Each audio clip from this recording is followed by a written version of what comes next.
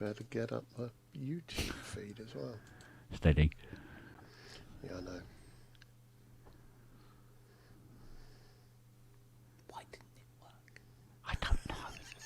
I bet they're all watching and listening and sniggering at us right now. It's weird. It says N.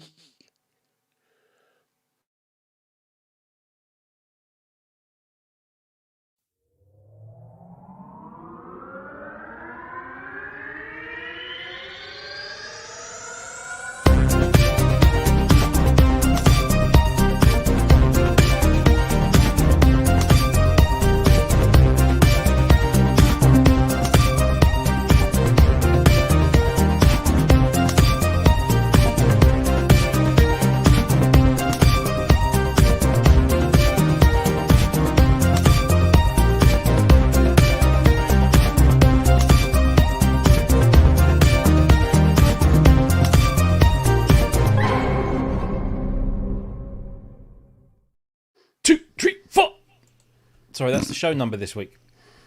It's the blues band intro. 2, 3, 4. See what you did there. See? Yeah.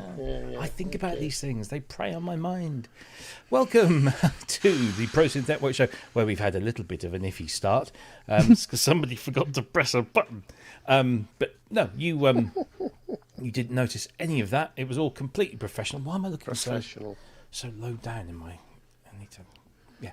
Anyway, welcome to the show. It's the ProSynth Network, and we are completely 100% and utterly live in wherever you are, wherever you're watching us. Tell us in the chat, actually, where you're watching us from, and we'll see who's the furthest away. There's no prizes. Just tell us where you're watching us from. The kitchen. I mean, if you're sat on the loo... curling one off, I don't want to know. What, curling one off? I really don't want to know. Oh, somebody went to university. I know. Toffle's in Brighton. I like Brighton. Brighton's a lovely place. I went there once. I went to a studio. It was called The Bunker. And it literally was like a bunker. It was underground and everything. It was, yeah. Nick's in sunny old Wiltshire. He's in Wiltshire, where tornadoes are happening. He can't be too far from our friend Peter James Stephen, who I think is somewhere down there. And they all talk like that, don't they? Welcome to the the probably senile network. Probably senile network. I'll hit the right buttons. Here we go. Pseudo reboots in Cumbria. Big Jab. Have you changed your name? Because you're a member. Thank you for being a member. Riverside, California.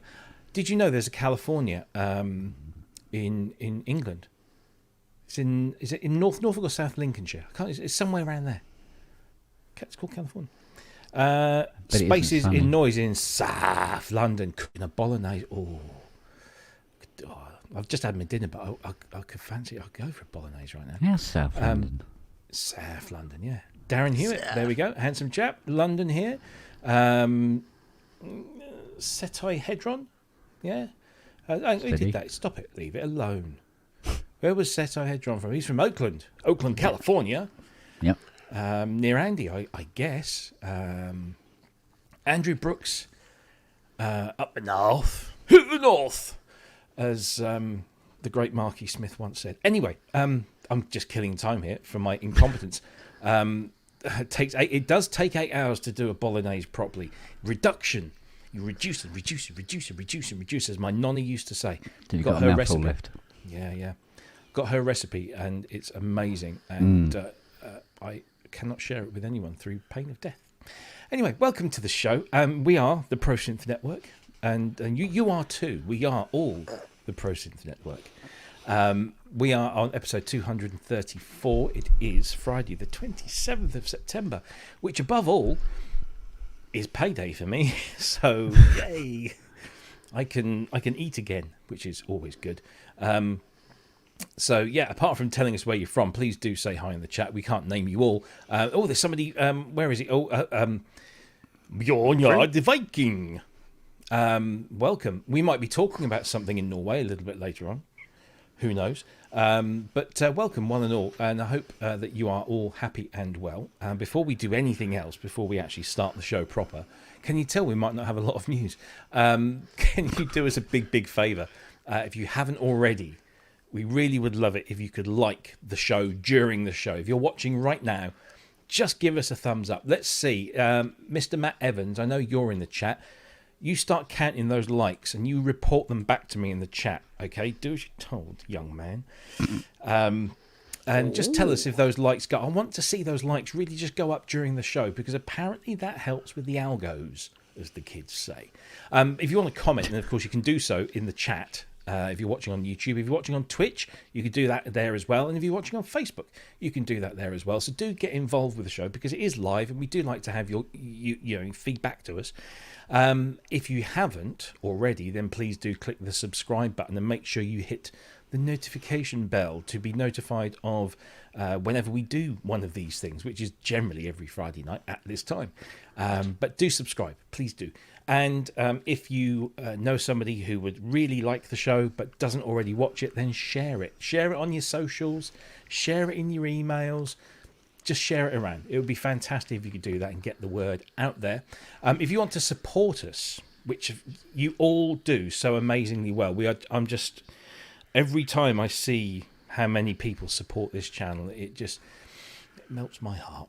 It's just amazing, and we love you for it. And you can do it in one of two ways. The best way is to do this through patreon.com, and you can just sign up there. Yes, they take a little slice out of your donation, so that, whatever, but it means that we can then reward you with free stuff. There's lots of free stuff on our Patreon channel, so if you want to get access to it, there's video content, there's sounds for your synthesizers, there's exclusive pre-release videos before we put them live on the YouTube channel, and all that other stuff. And there's going to be lots more coming, including some very special stuff very soon. So you might want to just sign up now, then do so. And you just pledge a minimum of $2 a month, $2 a month. And if you want to stop, you can stop at any time, and you can come back later. So if you're having a bit of a difficult month, that's fine. You can just stop and then come back. If you want to donate more, you can do that too. We don't ask you to, but you're able to. So don't worry. That's the best way to support us. You can also support us on YouTube by buying a channel membership. Again, minimum $2 a month, and we'll give you all that free stuff as well. So please do join us there, and that would be fantastic. Of course, you can also hit Super Chat, Super Stickers during the show if you're watching on YouTube, and you can pledge as much as you like through that. If you're watching on Catch Up, then you can do the same with the button just down there that says thanks. The same sort of thing. So thank you very much. And thank you to everyone that has donated over the entirety of the last 4.5 odd years that we've been doing this. You help us do two hours of stuff on a Friday night and entertain you, which is always good. You can also follow us on all of the social media channels, YouTube, Face, Twitch, Instagram, and Threads. And as I keep saying, we are on TikTok too. TikTok too. I just noticed that. We are on TikTok too, although we haven't got many followers and not many views.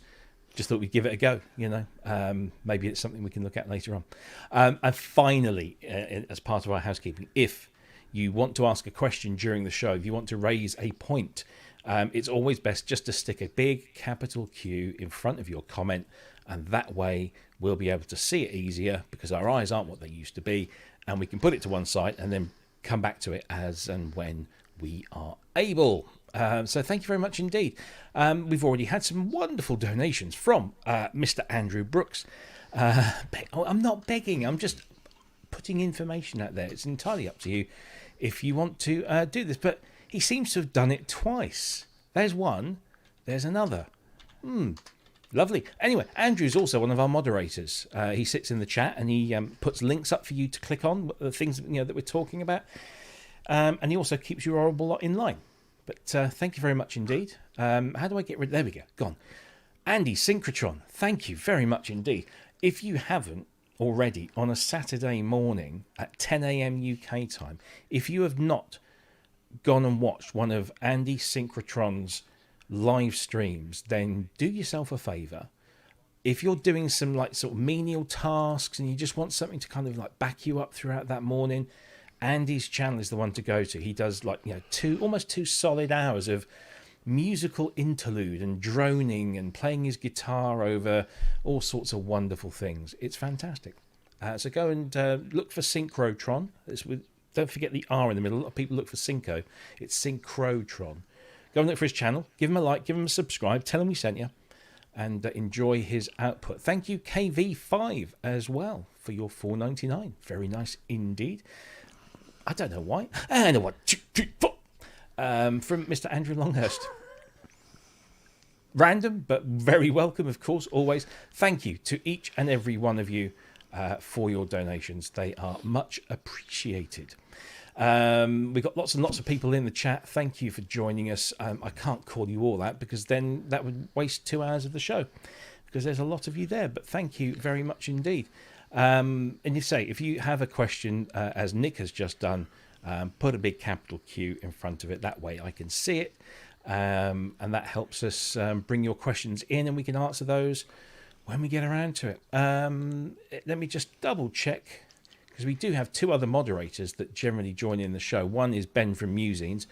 The other one is Andy Joyce, aka Synth Addict, although he tends to come in a little bit later on because he's in the Bay Area on the west coast of the USA. So he's generally he's about getting up about now, isn't he? Well, no, maybe it's a little bit later in the day, but you never know. He might like to sleep in. But anyway, thank you all for joining us, and thank you to our moderators for doing their funky stuff in the chat. You've probably heard some coughs and snivels and laughter in the background. Let's bring in those people who are behind those. First of all, Mr. Kent Spong with the giraffe of... Don't you recognise Jeffrey? He used to work for Toys R Us. Oh, yeah. I thought he was the giraffe of indecision, or is that the frog of... Well, there you go. No. Kind of answered your own question there. It is. I wasn't sure. I can't keep up. Yeah, I know. He's different every day. I wouldn't take much notice. Anyway, how are you? Yes, I am vertical. Good. Been busy? Am I awake? Yes, I am. So therefore, I have been busy. Yes. Yeah, a very, very busy day. Again, as usual. Good. Well, always good. I mean, maybe not pleasant, but good. Brings you that little step closer to the Polybrute 12. Oh, don't. You know you want to. I know. Shut up. No, you want to. Shut up. Okay. It's all a scam. Has Hans been out on a bender? Well, the rabbit has. Oh, right. Oh, yeah, because he's got the rabbit of... Throwing up down his chest. Nice. Not a good look, is it? No. Imagine Do you know, Yogi's on his side while we're over talking there. about animals, do you know why koalas aren't actually classified as bears? No. Yeah, I do. Because I they do. lack the koalifications. Oh, for God's sake. Oh, that's not what I thought. Yeah. Anyway, moving on. No. Turn around before I bring you in. There we go. All right, fair enough. Sort yourself out, Mr. Andrew Longhurst. How are you? I'm poorer. Yes, aren't we all? Yeah, but that's only because tonight you pay Kent and I double time, and the next week, because you're not here, we're true. going to get triple time, and that's going to hit the coffers. Triple. How much is that, Kent? See, triple of nothing is bugger all. Yep. Bugger all. Yeah, that's Yeah. how much. Yeah. That's how much. So you With need change. all the funds you can get. That's it. Yeah. How are you all? How are you, Robbie? Good. I'm good. You? Yeah, good. You're looking a bit clearer today. A little. Fiona says I'm crisper. adequate. Does that count? I'm still waiting for my 900 megabits a second both ways fibre to be installed. Okay. They've If tried you twice. don't move too much, it actually, it looks okay.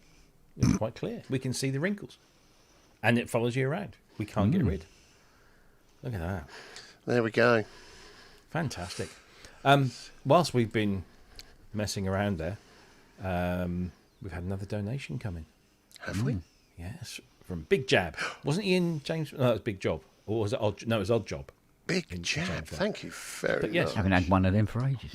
Indeed. Thank you very much indeed. I'm having one soon. Oh, Got yeah? my combined COVID and flu. What's it coming up? Yeah, I've got that next. I think it's October the 5th. I'm going for. Yeah, somewhere around that for me too. Yeah, yay. Anyway, all the better for having one of those.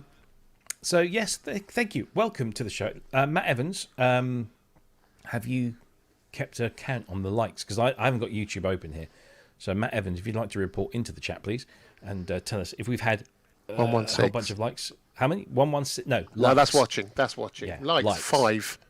Is that all? We've got 120 people watching. Have you Come seen on, his new people, tattoo? press the like, do the thumbs up. Come on. Yeah, come on. Come on. I gave £2.34 for a like. I did What- see, Matt's new tattoo, in, out and through, on his, I think it was his left arm. Yeah. I think it was his arm. Did he show you? Yeah. Ah, Ah. yeah. Do we have Anyway. a response for Epson Craft's latest video? Oh, we'll talk. We'll get to that. We'll get to that. Yeah, we'll yeah. get to that. We're not going to We'll rush. get to that. We're not going to rush to throw fuel on that fire. Well, we can't talk about it yet because I haven't got my milking stool. Yes, the dumpster is already well ablaze. We shan't be pouring too much fuel on that one, but maybe we will. I don't know. We might run out of time. We shall see. You never know. Anyway, should we talk about some like sort of synth related news stuff? Surely not. I mean, really? Yeah, If I you think must. people kind of turn. I think we're going to go for this one first because it's always exciting when there's something new. But bear in mind, before I play this video, guys, I know you know what this is, and we cannot say what this is. Okay, just as a warning. But for the viewers at home, cock your eyeballs around this.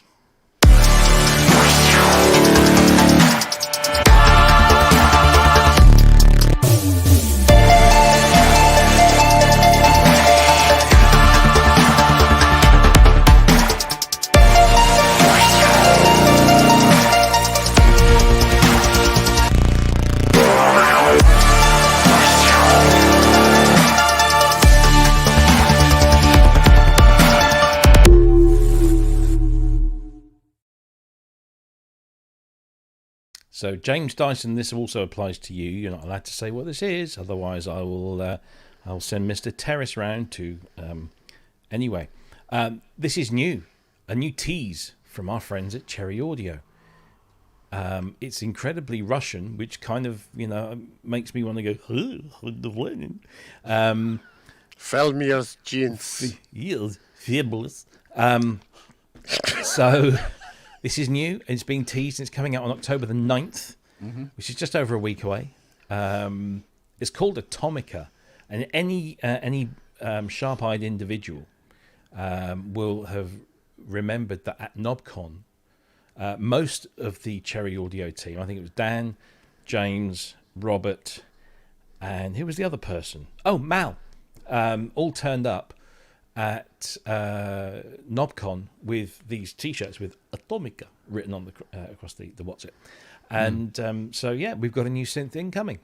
The thing is, we can't play the guessing game. We can't because we know what it is. I don't. You do. Yeah, I do. Yes, he does. So When we were dating, my wife called me Knobcon. I don't know why, but there we go.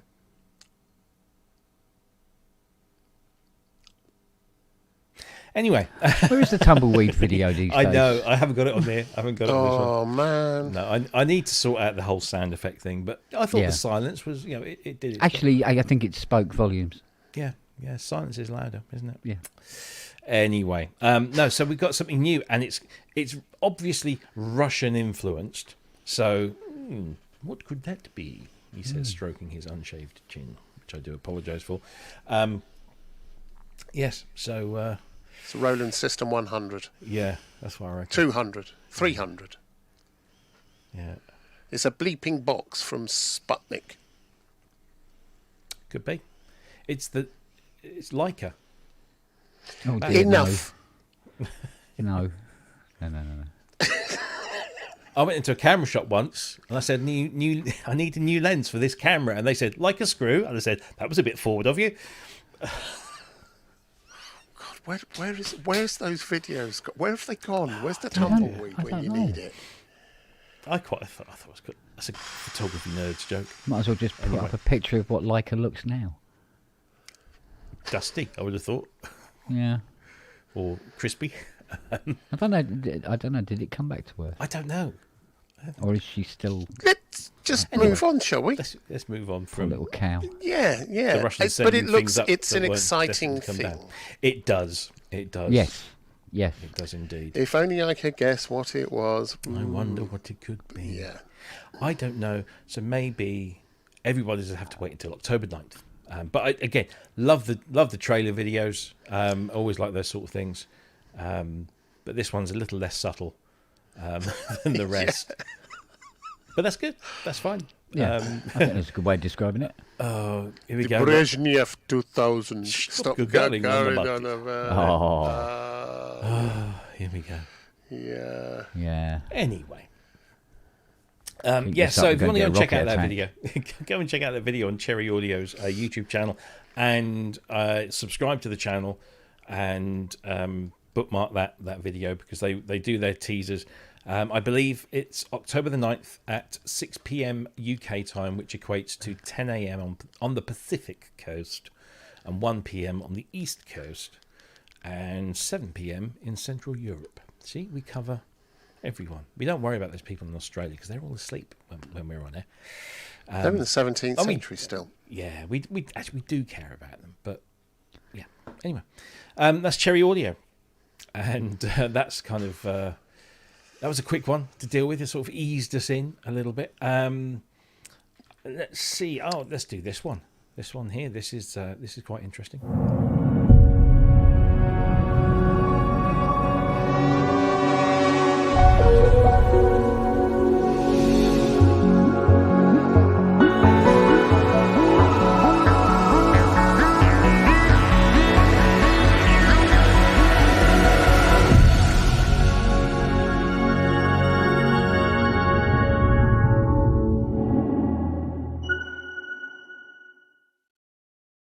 So this is the news that Astrolab has received what is a pretty significant update to its inventory, shall we say. There were one or two little bug fix updates initially, but now this one, 1.3, has added 6, count them, 6 new instruments to the fold.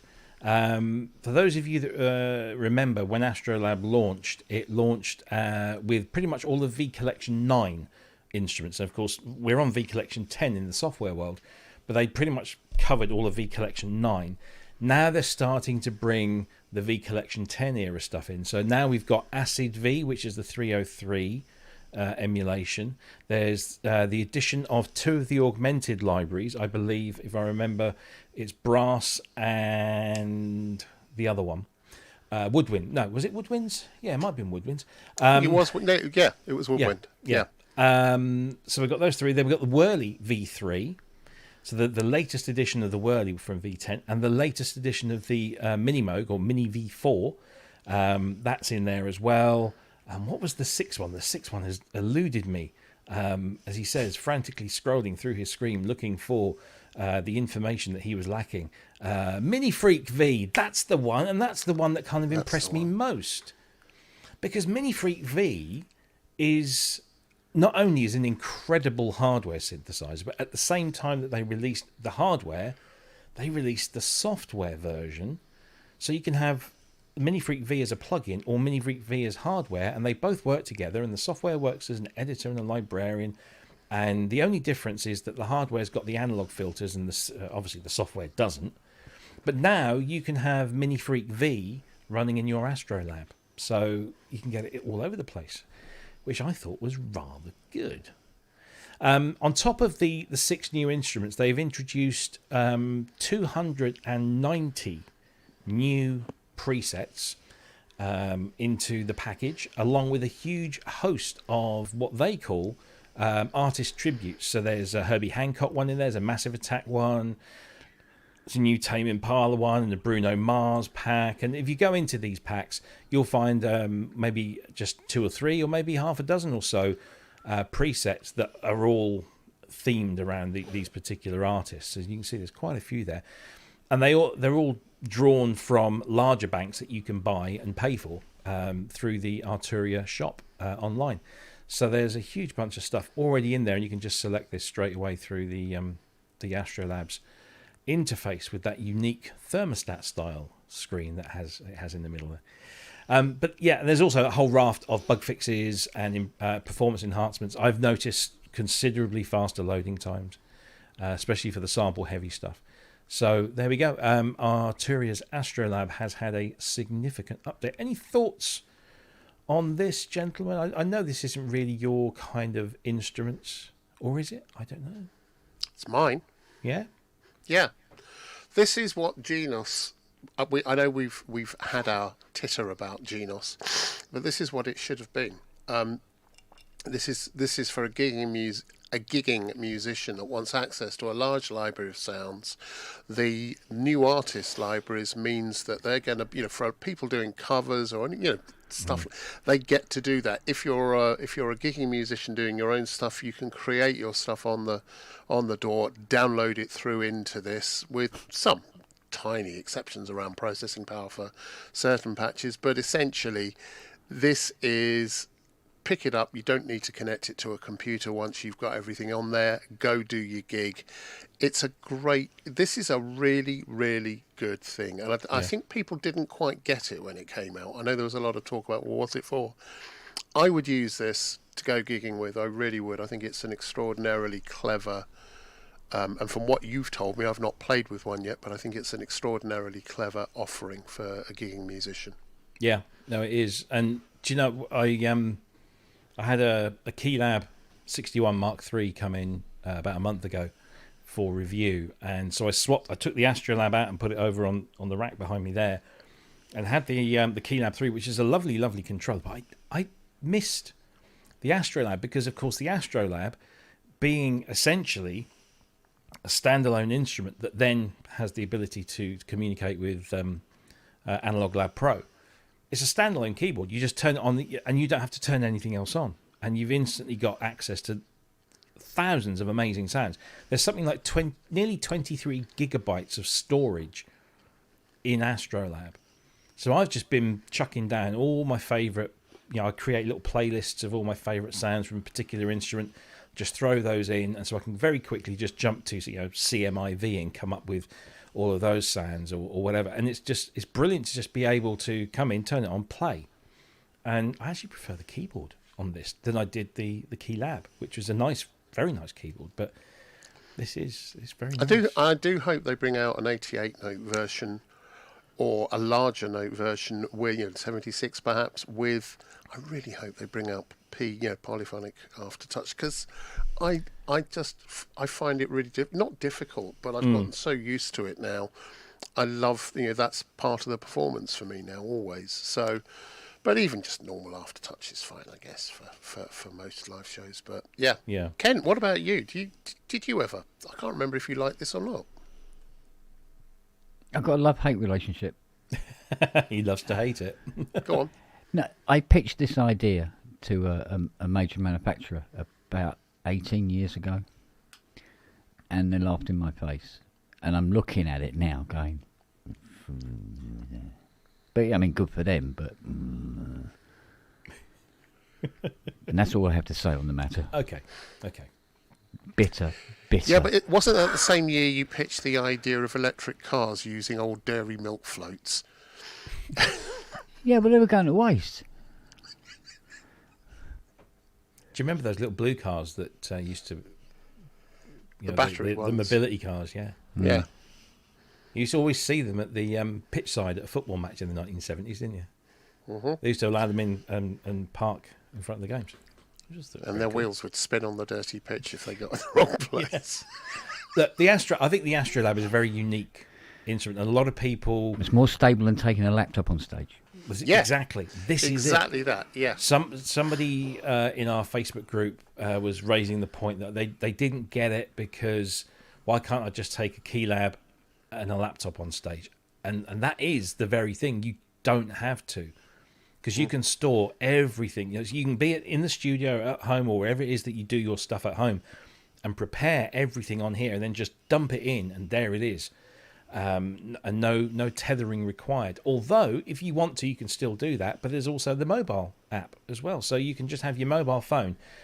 And if you need a sound desperately, you can just go on there and zap it across to your device. And it has its own private little Wi-Fi network. Yeah. So you don't have to worry about room Wi-Fi, which is always good. And you can plug a chuffing audio input into this, stereo audio inputs, and use the vocoder as a proper vocoder. So you're using the plugin as a proper vocoder. It's very, very good. What I'd like to see, and this is something that our friend Suit and Tiger, who just went and assassinated Robbie. He went and cut his tie line. So he's back again now. I didn't mean to do that. Yeah, he's back.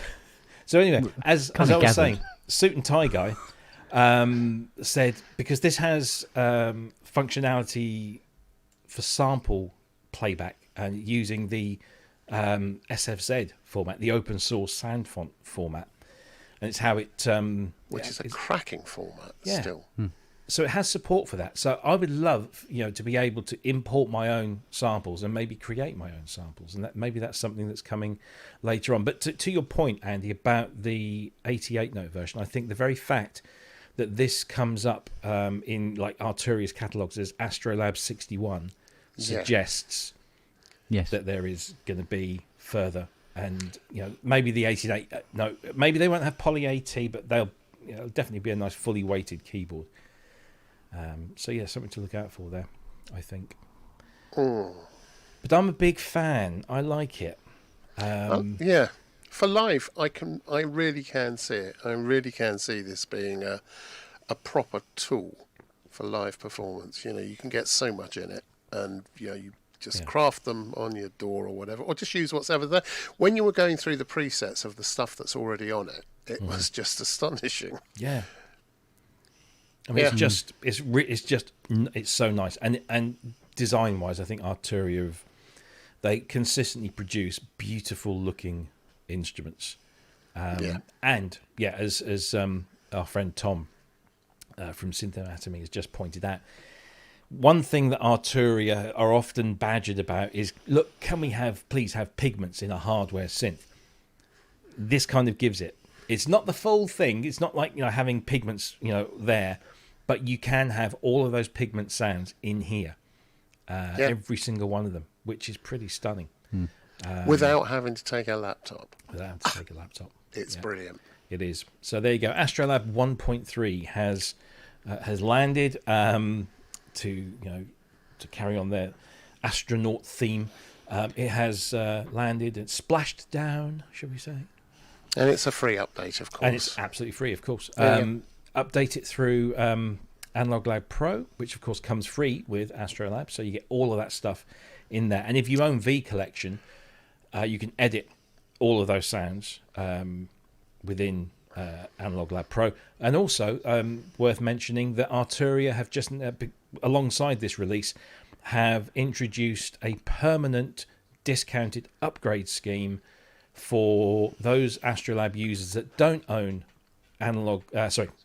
V Collection X or Pigments. You can now buy at a significantly discounted price because you own an Astrolab. Yeah. So they're looking after everyone, which I think is very nice. Important. Yeah. Proper definitely. geezers. Definitely. So there you go. Or garçons.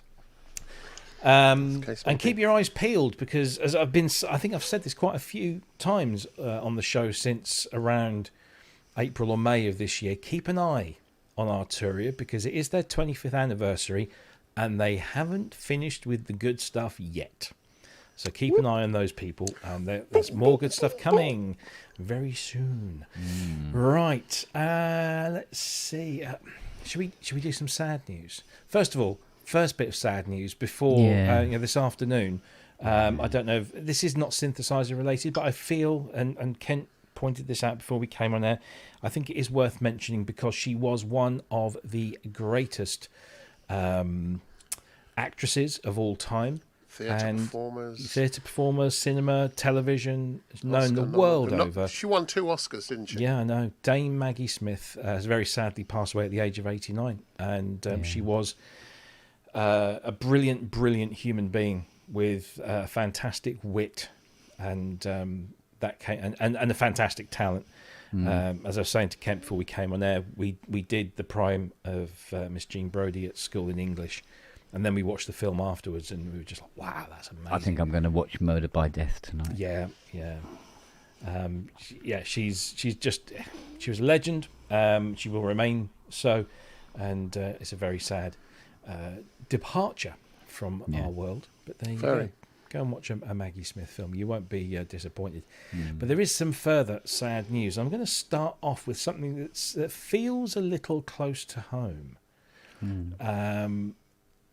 And this knocked me for six yesterday when I saw this. And that is the news that Future Music magazine is closing after 32 years. Feel old? Very, because I pretty much started buying this magazine from when it first came out. And it informed... I'd taken a step away from music making. I'd been in a band, I'd left the band, I'd kind of got married, and I was focusing on setting up a home and all that kind of stuff.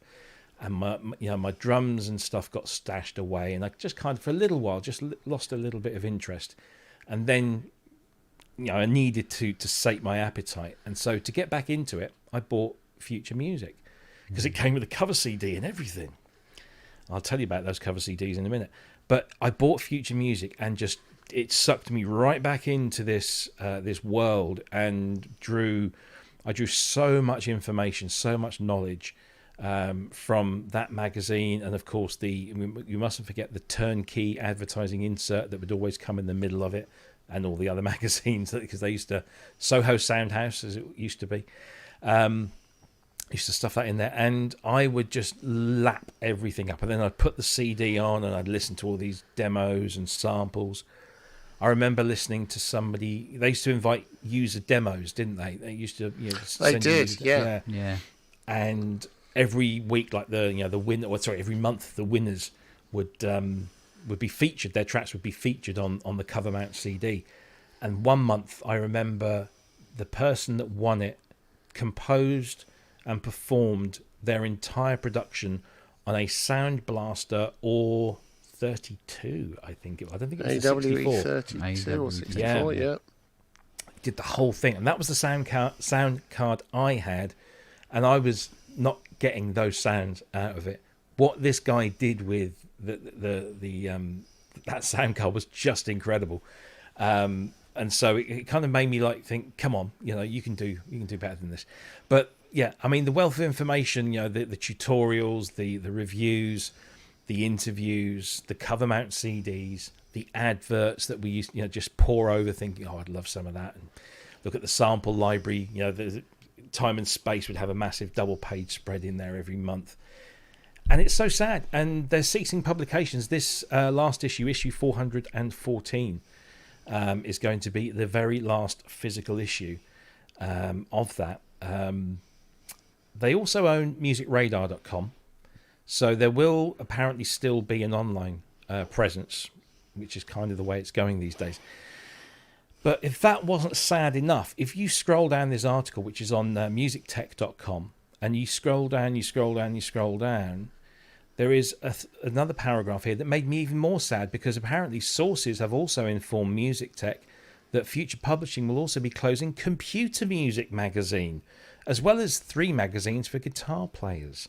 And Computer Music magazine came a little while after Future Music, but again, it was an essential read back in the 90s and certainly the early noughties. And it too came with cover-mounted CDs.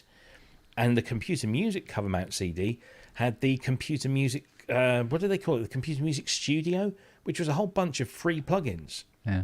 Back in the day when plugins were kind of really new and exciting. So, it makes you feel old that these publications did manage to last this long, but it's also very sad to see them disappear. The curious thing is, this show and others like it are kind of the replacement for those. And that doesn't make me feel any better. No, I know. I completely understand that, but yeah, that's kind of where it's going. Yeah, it's I'm surprised that they managed to last this long, to be honest, given the preference of the online. I mean, I still get my copy of Sound on Sound every month in paper form, as well as the digital form, and I only put the digital form into my Apple Books application. So when I'm out and about somewhere, I've always got a copy to hand. But I always read the physical copy. I always look forward to getting it. But yeah, this is really sad. And if anybody hung on to those sample CDs, they are incredibly sought after, those cover mounts. Had I known this, I wouldn't have taken all of mine and skipped them. I did sit there for a little while thinking I could rip these and then just store them digitally. And then I thought, somebody else has done that. Must have done. So I binned them all. And then somebody said, you binned them? People are looking for specific, versions of that because it came with this or came with that. Yeah, binned the lot. But I think you can still get them. I think the Wayback Machine or the Internet Archive is a very good place to go, but I didn't recommend you go there, just in case law enforcement are watching. Yeah. Thoughts on this? Come on, guys. Ken. Well, it's just sad, isn't it? But, it's a sign of times and all that, blah, blah, blah, blah, blah. And they say, oh, yeah, well, it's, it's good for, the expenditure of resources. And you go, yeah, I get it, but it just makes you feel old. It does. At the end of the day. I think you find that's age, Ken. Yeah, well, age generally does make you feel old, I know, but this is just an emphasis on it. So, yeah, it's sad when you see this. But I mean, one time a day, people would be explaining to kids what a book was. I know. So, but this is the thing. Is that, I try and sort of tell my kids, magazines were the internet of our day, as far as music technology was concerned. Well, yeah. There was no other way of getting information other than going to a music store and then listening to some pompous, self-righteous sales assistant or the Roland rep, as they were sometimes known. Yeah. Because they used to do that. I think they still do. But magazines were where it's at. And so, if you wanted to know about like modern synthesizers, then Future Music. If you wanted to know about sort of more... the broader thing, sound on sound, and then if you were properly like in the box, computer music was your thing. And if you were feeling a bit flush one month, you'd buy all three, but you'd certainly buy one of those a month. And it's I wish I'd kept them all, but I didn't. And I'm sure there is an archive somewhere, or there will be. Yeah. Well, I mean, let's face it, it lasted longer than the music shops did. Yes. Yeah. So I feel very sad because the people that worked on the magazine as well did everything they could, and they gave us so much information over the years that helped us make decisions and intrigue us and move us to different to try different things.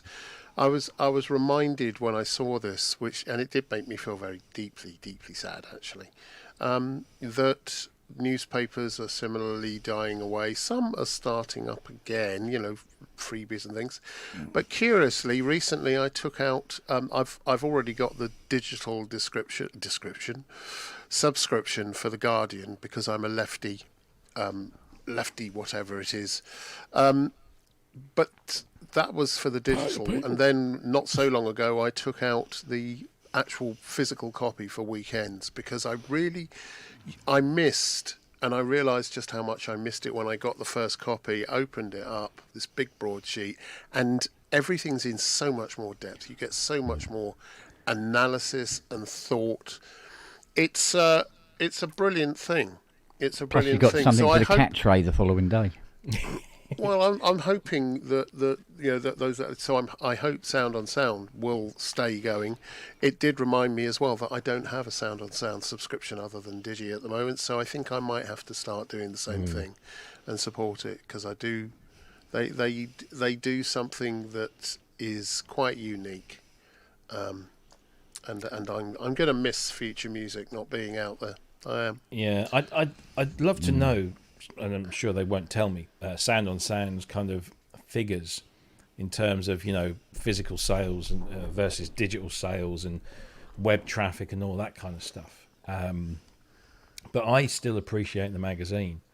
and have done since mid 1980s when it first came out, and that's remarkable that that SOS is still going strong, and long may that last. But we shall see. And to hear that computer music is going as well, I think that's a real shame, because that was a very, very useful magazine, not just because of the content in the magazine, but that cover mounted CD that came with all of the free plugins. I mean, some of them were light versions, but they were completely payment free, and there was very little sort of requirement for you to sign up to mailing lists. They were just there, and they would always add something new to it.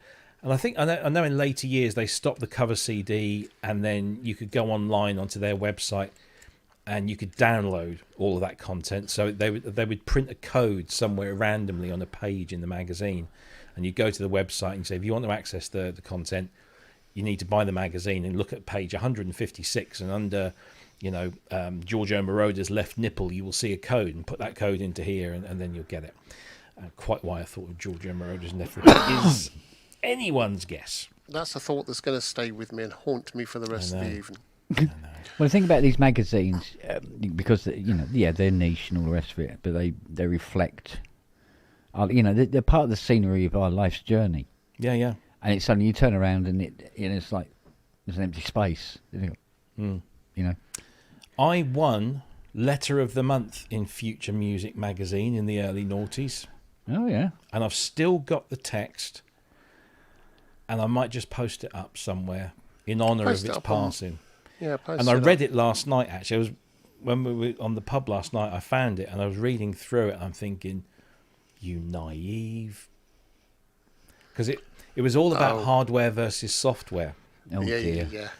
Which is still an age-old argument that people have. But this was I remember that pile of, This must have been very early sort of 2000s, I wrote this. And I got 2 or 3 sample CDs as my prize. I've still got them somewhere. Yeah, so I might throw that up somewhere. Maybe, I'll tell you what, maybe I'll stick it up on the Patreon.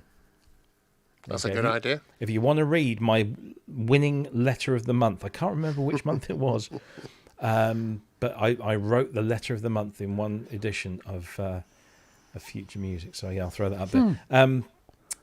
Tom, the wonderful Tom at Synth Anatomy over there in Vienna. What remains now in the prints? Well, yeah, Sound on Sounds, Beat Mag.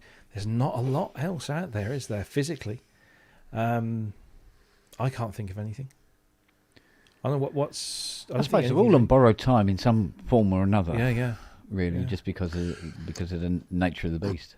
Yeah. But Sound on Sound have been clever to make the move early enough to online and build their user base and subscriptions and things. And also their work with musings.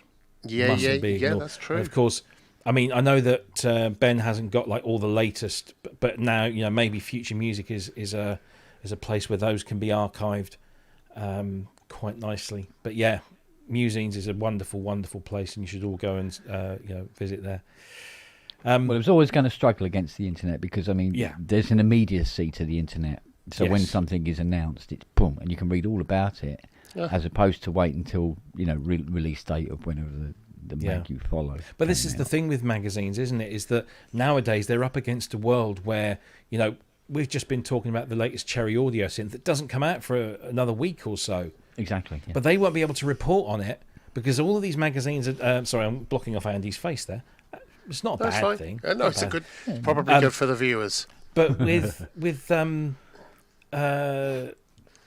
new releases, Sound on Sound has just this. I think this was last week. So this is what's this officially known as October's edition. So this is October's edition, which you get in September, but was being prepared generally in August or July.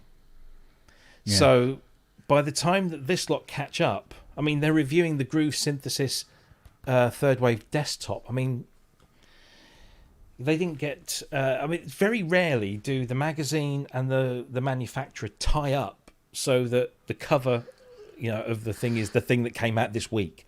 Yeah. They did it with the Polybrute, I remember, the original Polybrute, Sound on Sound. Because, in fact, their cover leaked before the official announcement of the actual synth, which was a remarkable kind of lineup of everything. But, yeah, it's so difficult to synchronize up now in the internet. It's all instant. Everything's instant and immediate. And that's what you're up against. Yeah. Peter was just saying it's really sad news because Future Music pushed his Vampire Rack. The Vampire Rack, if anybody doesn't know, was Peter's invention. That was a system that was based on a Windows computer, a highly spec'd Windows computer running Emulator X, and with multiple removable hard drives, so you could have a session in one studio and then just whip the drive out and go into another studio and pop it in. And Robert's your mother's brother, it was all there. If you want to see that working, come to Synthfest and Machine of Bristtronica. More on that later. And they put one of his tracks on the cover CD as well. Fantastic. So it's very sad. They didn't cover my touch digital controller though. Did they not? No. Sound did. Oh, well, there you go. That's Rolls Royce, isn't it? So, but they didn't. They went on about the software, but not the controller. Oh well. Would You it have emailed made them a enough difference? times? Would it have made a difference? I don't know. No, of course it wouldn't. Everybody thought it was too expensive and stupid, so it didn't matter. Very funny comment here from Tom. For Behringer, it would work. Their deliveries take months until they're available. This is very true. Behringer news coming up in a little while, I think. So that's the sad demise of the magazine. Saucy Synths in the chat says electronic musician.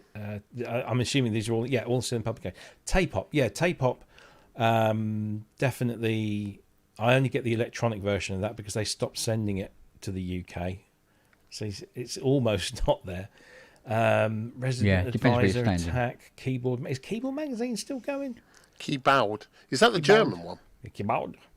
Reverb Machine. I know Reverb Machine. I know is a website, and it's a single guy that produces stuff. But I've never heard of the magazine. Maybe these are all not UK things. Interesting. Fiesta. Yeah. Readers' Wives. Escort. Why did most porn mags sound like rubbish Fords? Yeah. Slight diversion there, but let's bring it back on track. There we go. Bring it back. I believe there is some other sad. Do we want to cover that now or not? Yeah. Whilst we're down in the dumps, I'll be cutting my wrists in a minute. Now what? Yeah, we might as well. But this is kind of contentious as well. Well, okay. Yeah, I hope we're talking about the same thing here. So this Ford Razzle. So Razzle. Razzle. Jesus, memories flooding back. Yes, I know. Memories. Throwing a magazine over in the bushes down the river coming, many a time. Yeah. Oh, look what I found. Yeah. It's anyway, can't over the pages. So anyway, yes, there is some other sad news to report. And this is one of those situations where, it's just you pay your money, you take your choice, and you do not always get what you might be promised. And this is the news from Aodyo. I hope I pronounced that right. They're a French organisation that initially launched with the Anima Phi, which was this physical modelling synthesizer, little desktop physical modelling synthesizer. They've also done wind controllers and the Loom, which is like a big strip of stuff. But they were going to give us a polyphonic physical modelling synthesizer called the Anima Omega. And it looks amazing. In fact, I do have, if you want to have a look, I do have a short video.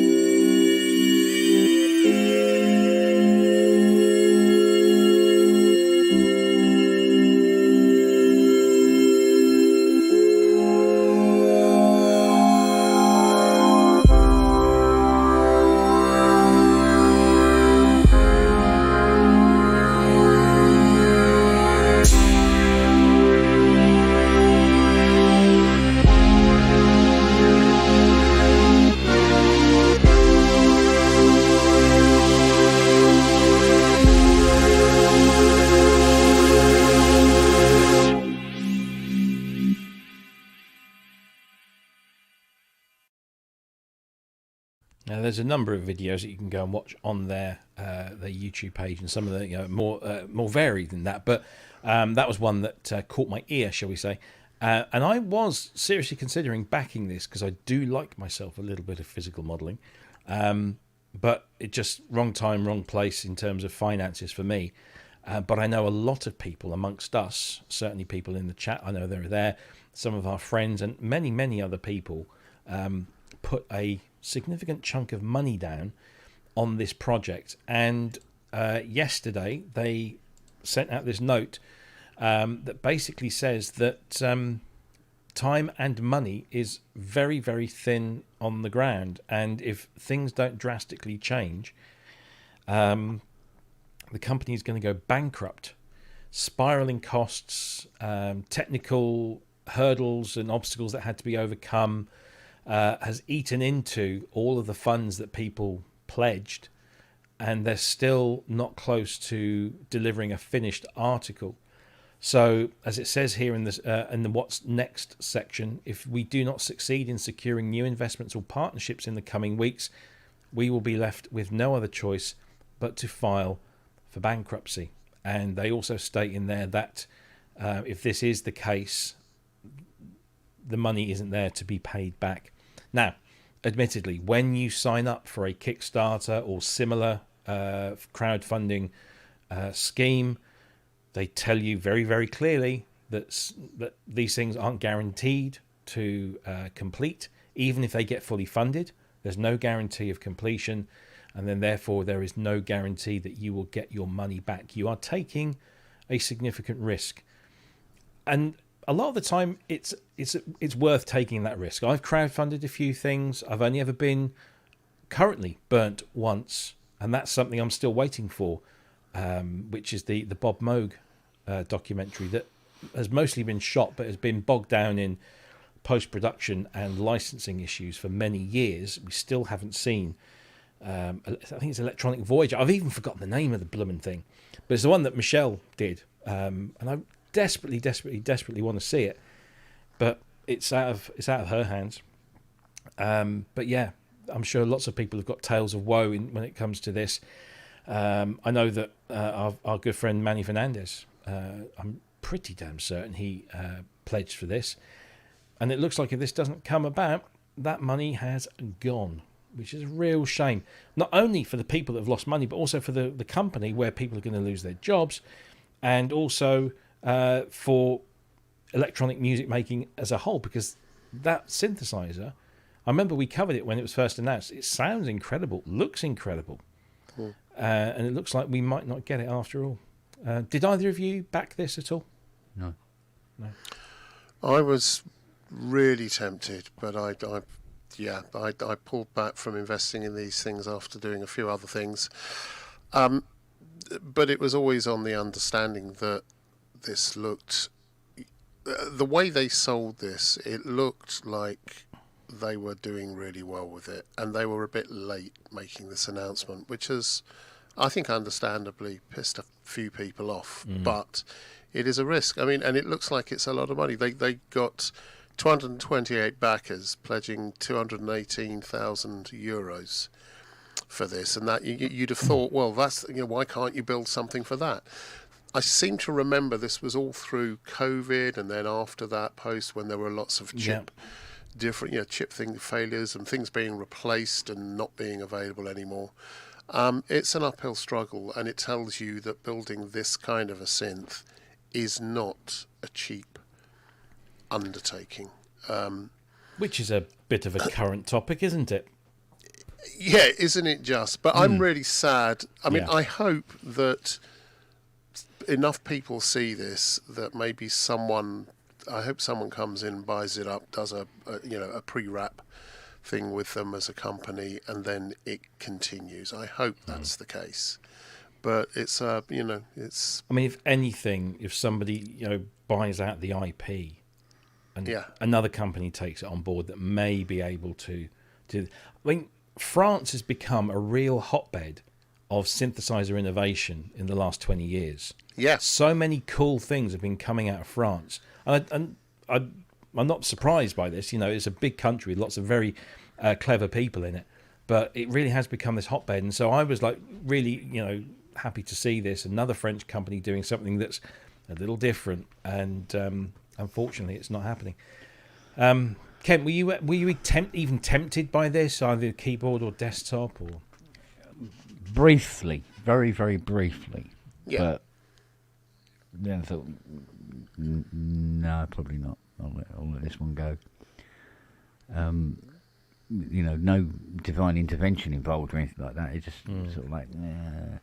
There's other things going on, so I didn't go with it. But yeah, like you say, it's the flip of a coin. You never know what's going to do it, what isn't.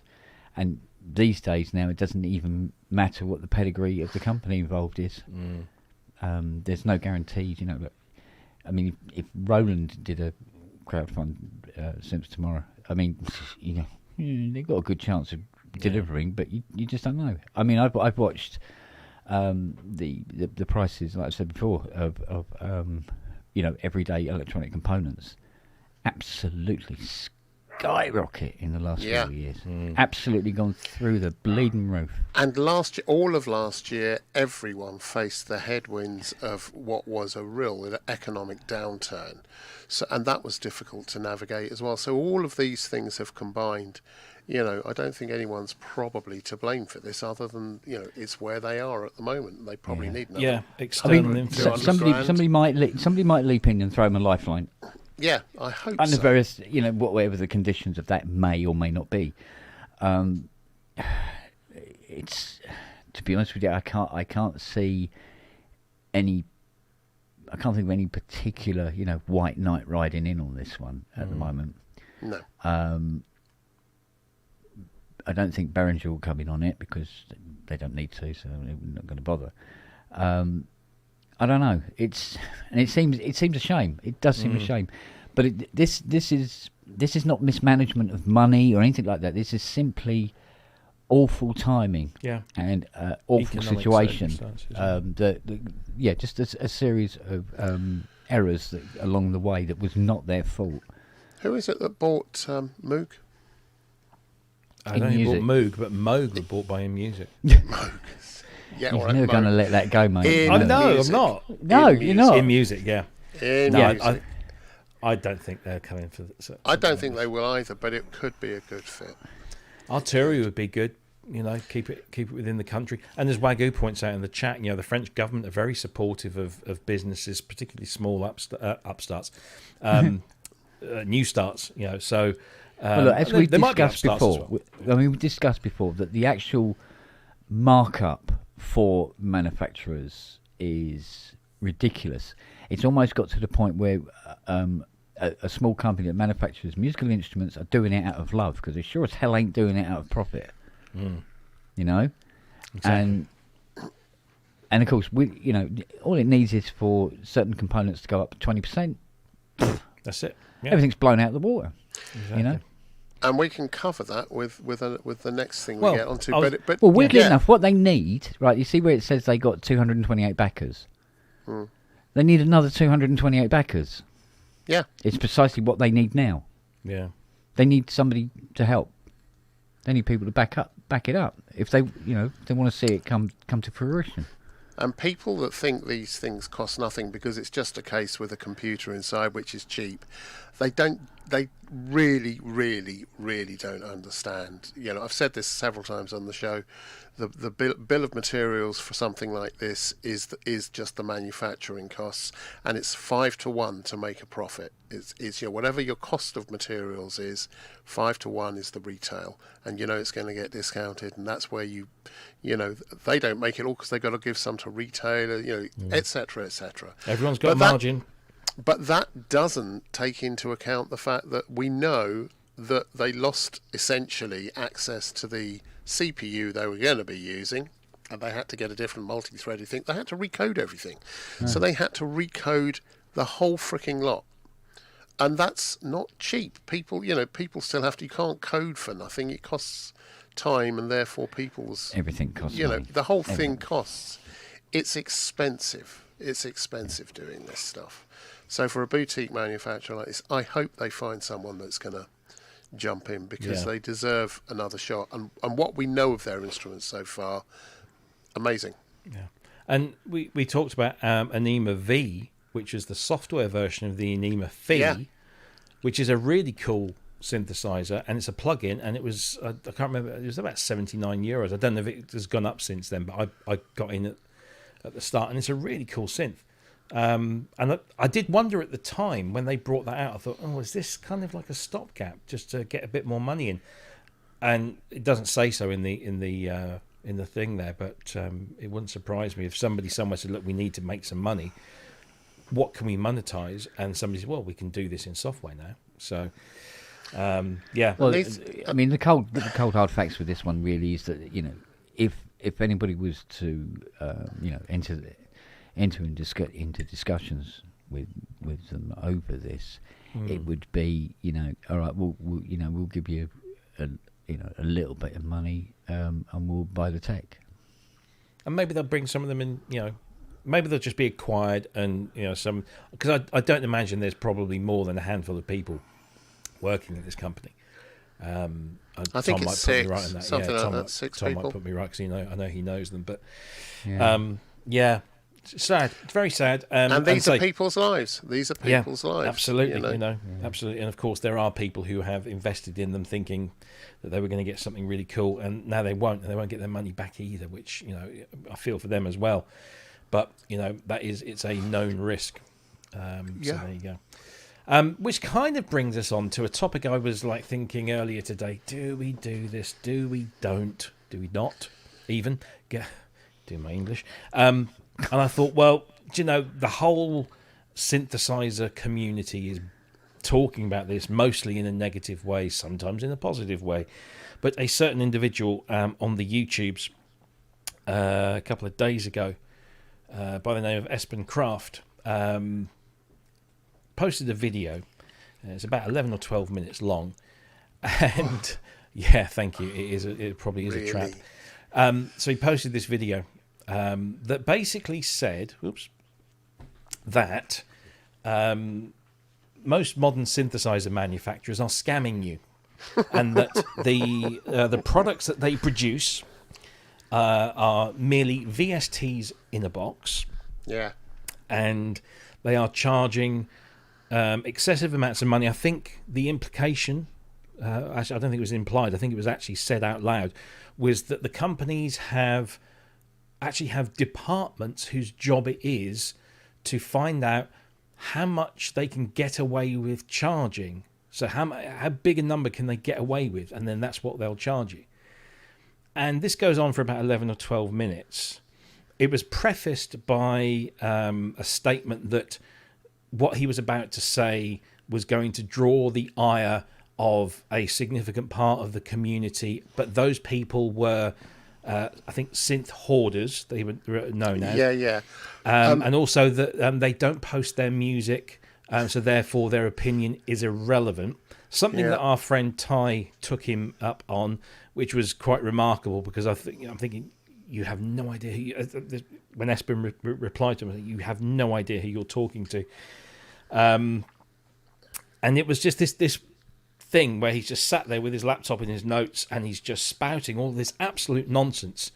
It really is nonsense, because he's got all of his facts wrong. Straw man arguments. All I mean, it was just logical fallacies. Terrible. Just littered.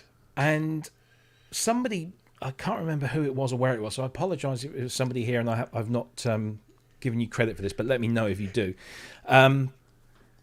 Somebody suggested that maybe some of these manufacturers that he called out by name, I think he picked on Groove Synthesis, and I know those guys, and there's literally a handful of them, and they've all got proper day jobs, and they did this thing, the Third Wave, which is a remarkable synthesizer with a huge amount of very clever code going on inside. No, it's a rip-off, obviously, because it's just a tiny... It's a ZX81. He compared that. He said it's a rip-off because the amount it costs, and you can buy the PPG plugin from Waldorf,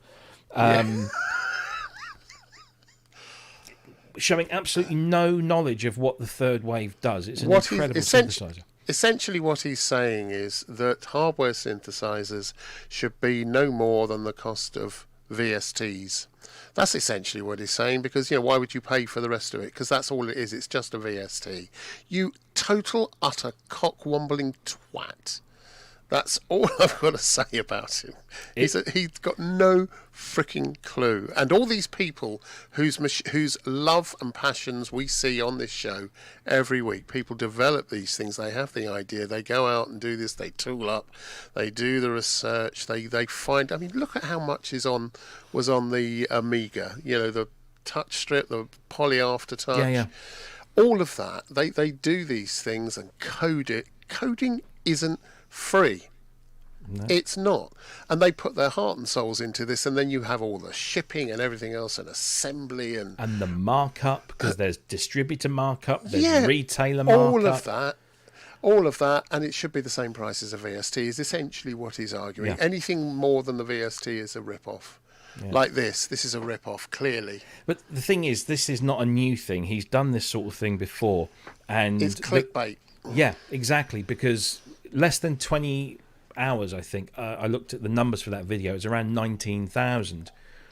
25k just before the show. Yeah, one of his videos with him just playing some music was not even 1,000 views. That was only posted quite recently, or was around 1,000. So somebody somewhere has sat down and thought, I need to get some numbers here. I know what I'll do. I'll be controversial and get everybody talking about this, and everybody will come and click my video. And what you mustn't forget is that he's earning money off of this. I've just thought we could do that. We could have an argument, right? So it's Moog. Oh no, it is Moog. Oh, there we go. That didn't work, did it? That didn't failed. Work. Died on its feet. It's clickbait and it's horrible. I don't like to see it. And then you see other people, earnest people like. There was Inhout come up with a video, Miles Away, who I have a huge amount of respect for because he's a great musician and sound designer. He chimed in with very polite responses. I don't think Inhout was quite as polite. And a few others as well. And it was, I don't know, what other reason was there for doing it other than for it just being clickbait? And we're talking about it now, which means it will drive people to see it. Exactly. But, which is why I'm not sharing the video on here. Yeah, but I think most of our community have heard about it already and been I very nearly, and I just thought, you know what? I've got a life. Sod that. I'm not going to go back to this twat. We're turning out content that doesn't get as much view. Mind you, some of the stuff we're doing gets great. Yeah, we're getting some really good views on stuff. But we do it because we love it and we have to. And what we give is an honest opinion with some insight and knowledge of the industry and the people involved. Yeah, he's not looking to make any friends, build it. He's not looking to do anything constructive. No, nothing. He's seeking popularity through controversy, and it doesn't sit well. It's like Trump and all of that stuff. It's just all.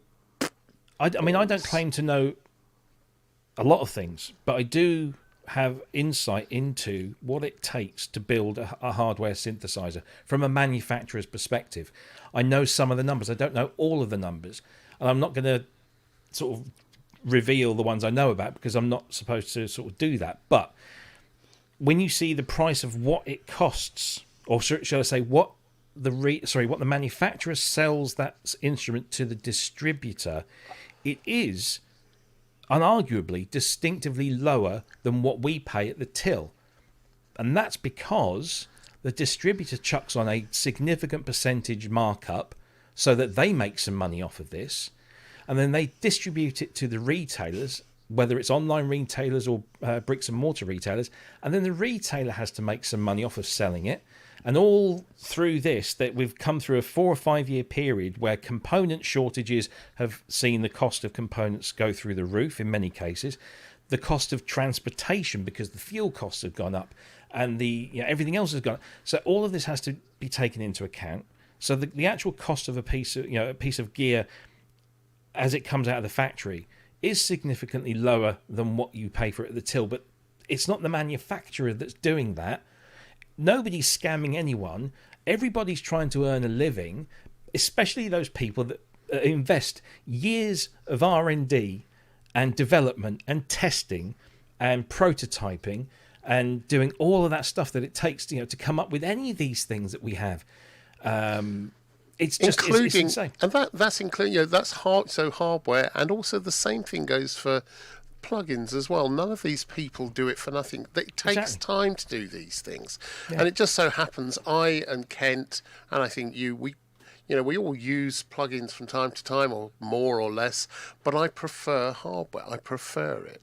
It's a preference. It's not I'm not trying to say to the world it's the only way, because it ain't. Some people go exactly the opposite way and some people blend.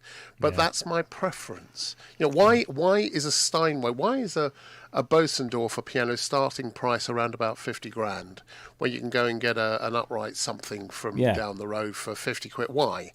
And it's because it's not a rip-off. It's the woods and the craftsmanship and the metallurgy and all of that stuff, all the people, and it weighs a ton, all of those people, that that's why it is what it is. Yeah.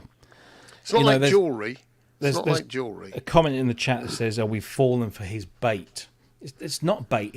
This is not some sort of piece of alternative comedy where he's thrown us a line and we're all going for it. And then next week he's going to turn around and go, "Ha, gotcha." Ha ha! Fooled you He all. won't do that because he's never done that before, because he has form in doing this, and there are other people that do the same.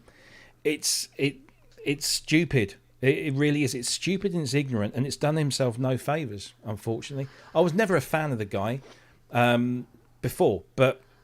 And what it's done is impugn all of those people that develop hardware and suggest that pretty much all of them are scamming us. Yeah. I mean, I feel insulted on their behalf. Scandalous.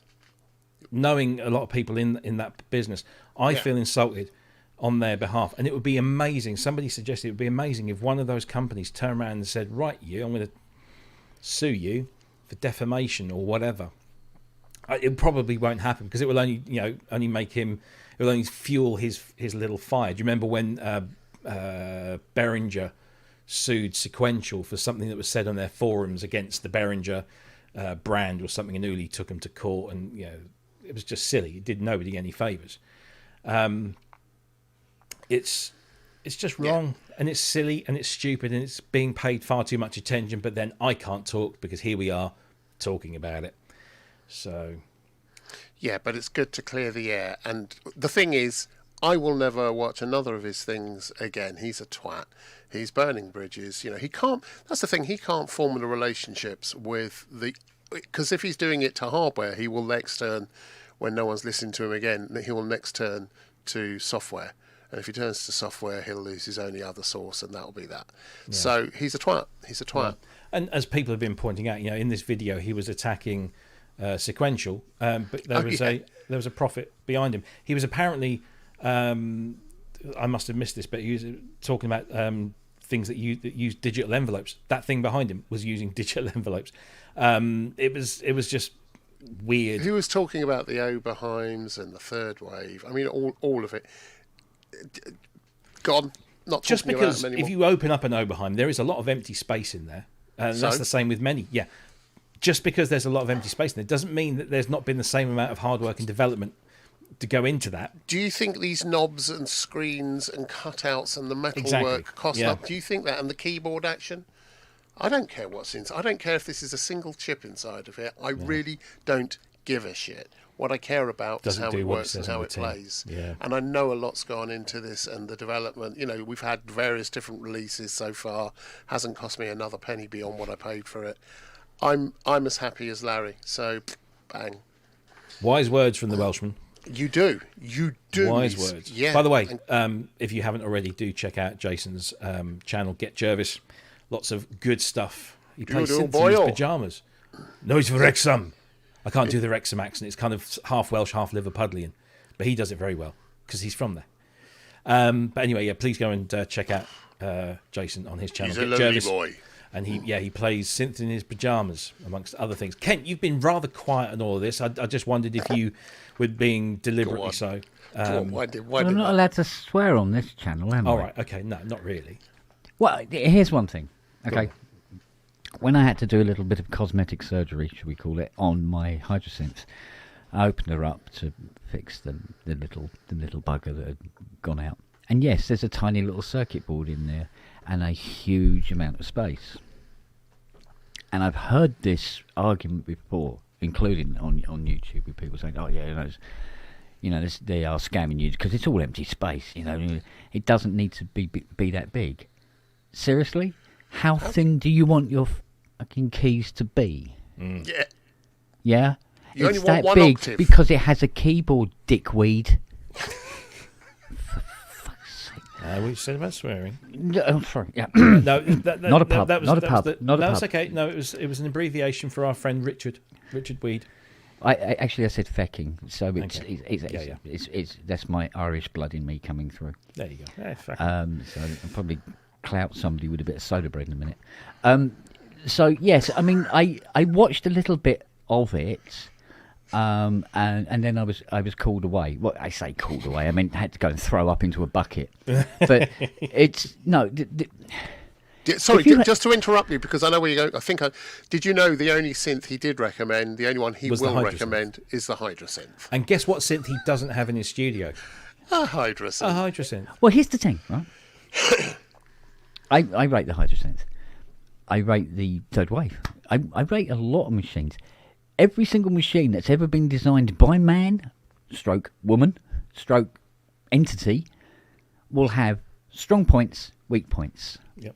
Right? And you buy one machine for its strong points as far as you're concerned, and you buy another machine for its strong points as far as you're concerned, even if other people see that as weak points, right? Yep, the Hydrosynth is... But remember, it's holy water. It is holy water, though. That's right, sorry, no. It's holy Anyway. water. Now, here's the thing, right? He started...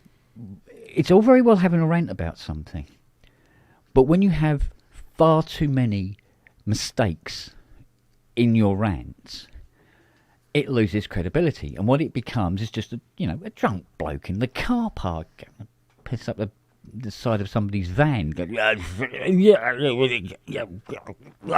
all this business. It's if it's clickbait, he's not very good at it. It should have been done much better than that.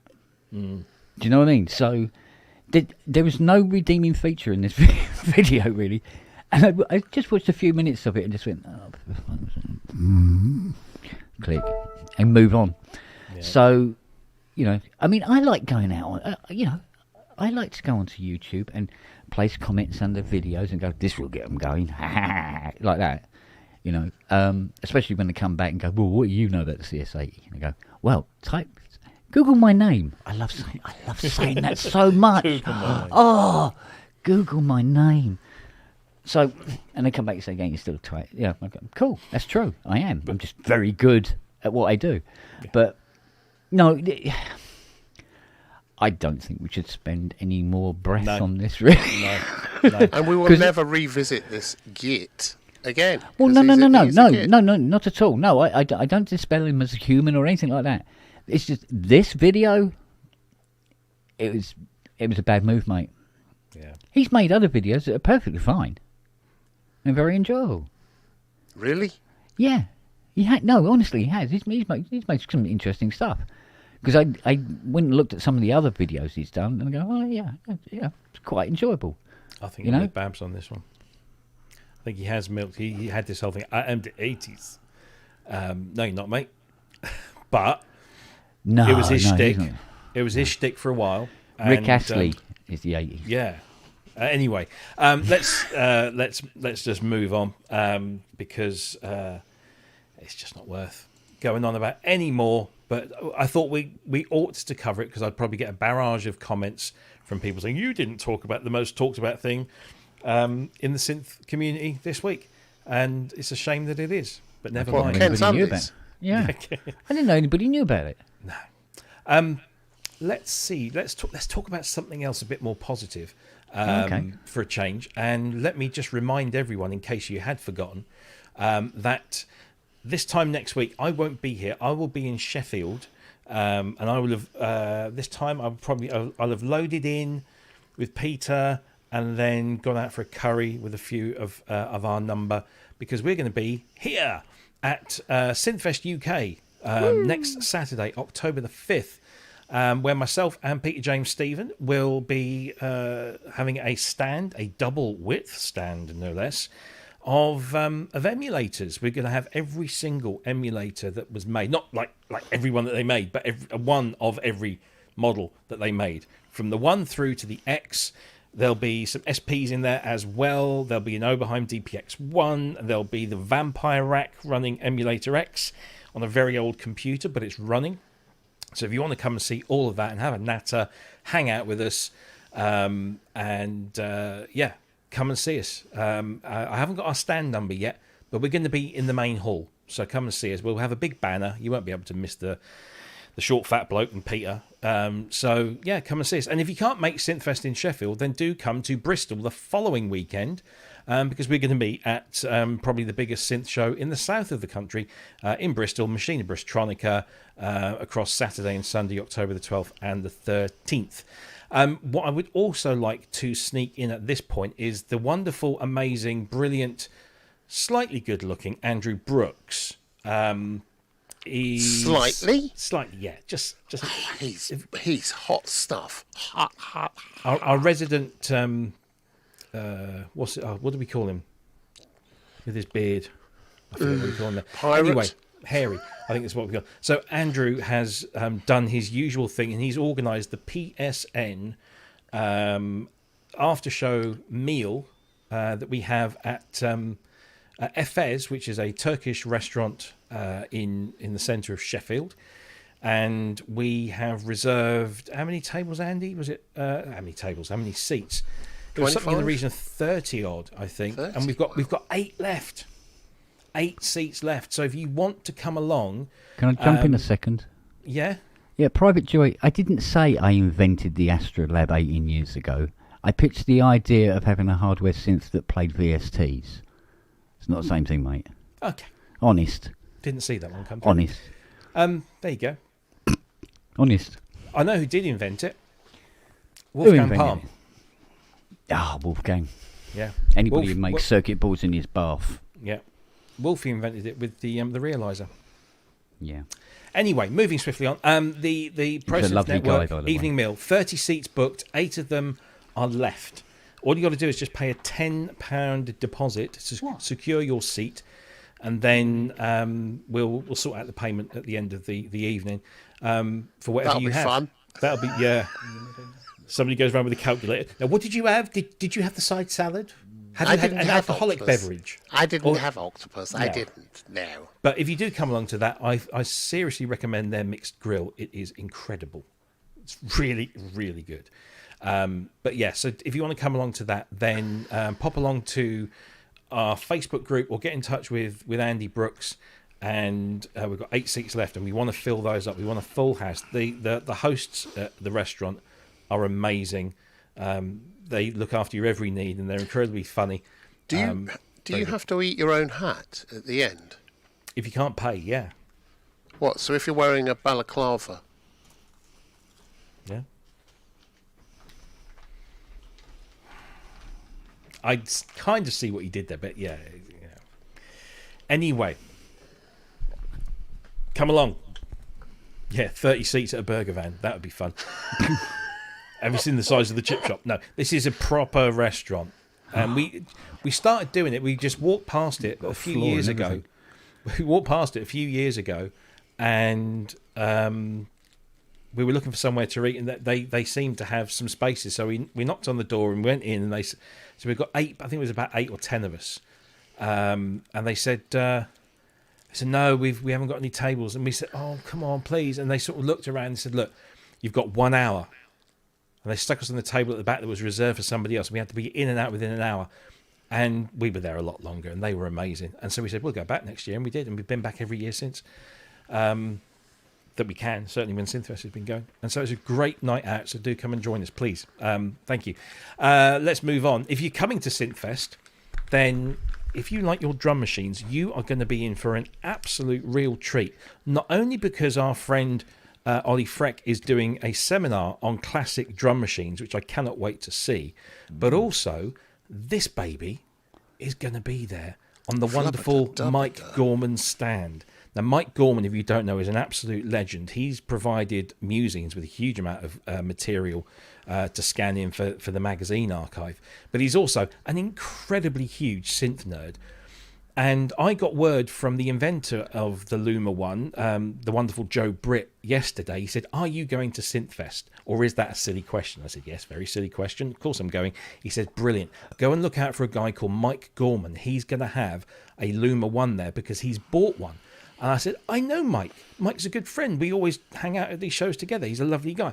So I said, "Has he bought one?" He said, "Well, he kind of did. What he actually has done is he's bought them in kit form." I said, "Kit form? What?" Because these things, as you can see, are not cheap.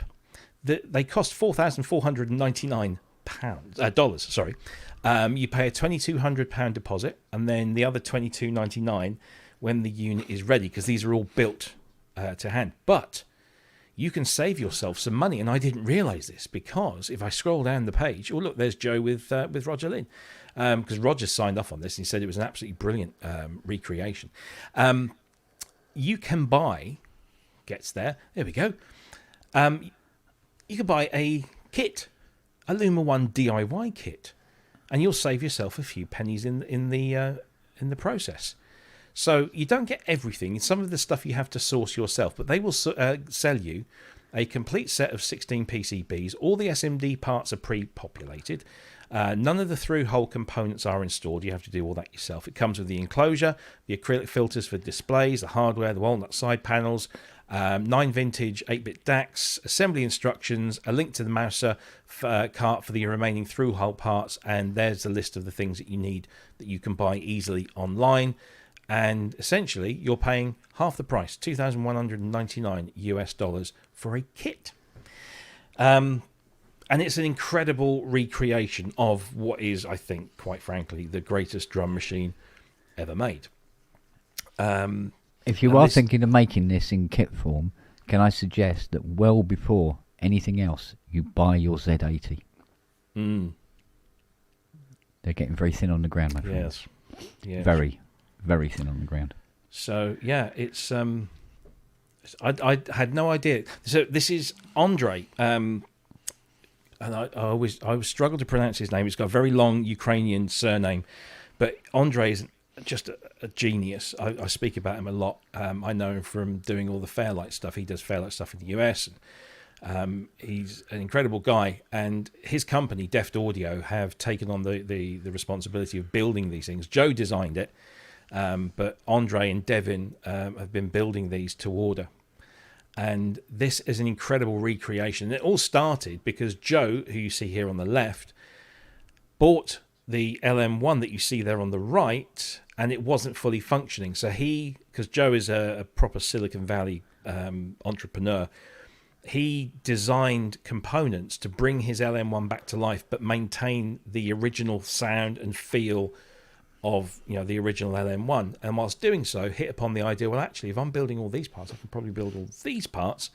And so what you've got with the Luma 1 is a Z80 powered machine that is running the same code and doing everything the exact same way, but with modern parts that give you better reliability, and you've got MIDI and USB connectivity on there. And instead of having to swap the ROMs, the EEPROMs around to get different sounds in, you just load them up from the SD card. But the Z80 still manages everything the way it did on the original. So this sounds absolutely and performs absolutely identically to the original hardware. So it's an incredible piece of engineering. If you want to see one, it's going to be at Synthfest UK on Mike Gorman's stand. And Mike always brings a brilliant set of equipment to come and have a look at. I just thought I'd give that a mention because, as you see, I have an arousal when it comes to these machines. I beg your pardon? Well, it's the polite way of saying it. I just love the Lindrum and the LM1. I love the sound. I love the look. It evokes something. And I want one, but I don't have $4,500. But unlike some people, I think that's money very well spent. Still cheaper than an original, though, isn't it? Oh, way cheaper. Way cheaper. And way more reliable. And it comes with a warranty. It'll be less twitchy, for sure. Yeah, Yeah. absolutely. £8, £9 for a Z80 at the moment. Yeah. Yeah, they have completely stopped all manufacturing of them in that £11. in that format. Yeah. If you got a Z84 knocking around, it will work in the socket. It just Will runs it- at quarter speed. That's all. Okay. Of its capability, that is, it still runs at 1 megs. Taz for Music points out Ali James Lab does a brilliant plugin. If you can't afford one of these, you can get the plugin for about €50, and it's incredibly good. So there is something there for everyone. But I just thought I'd give that a mention because it is going to be at Synthfest next week. So if you come into Synthfest, look out for that. We shouldn't be too far around the corner from Mike. Come and say hi, and we'll have drum off between that and the SP. That'll be fun. Oh yeah, Drum I off. don't know. Yeah, that'd be good. Yeah. Try that. Right, and also I forgot to mention when we're at Machine Bristronica there for 2 days with all of the EMU stuff, we will have a certain someone come and spend some time on our stand. Only the bloke that blooming invented all of that stuff, Dave Rossum, will be with us. So come and see if you can meet Dave as well. I'm super excited. I've never met him. Can't wait. Lovely man. Indeed. Let's talk about something else that's kind of ingenious. Then I'm not entirely sure if we'll see it at Synthfest because Steve Elbows brought this to my attention earlier today. It looks like George at Aodyo has come up with a standalone ribbon controller which will plug into your expression ports. And I know that, Kent, you... how much did you spend on the one that you bought? £33,000. No, I can't remember. Because this is £208, excluding VAT. This puppy. That's the one. Yeah. Who makes that one? Oh God, I don't know.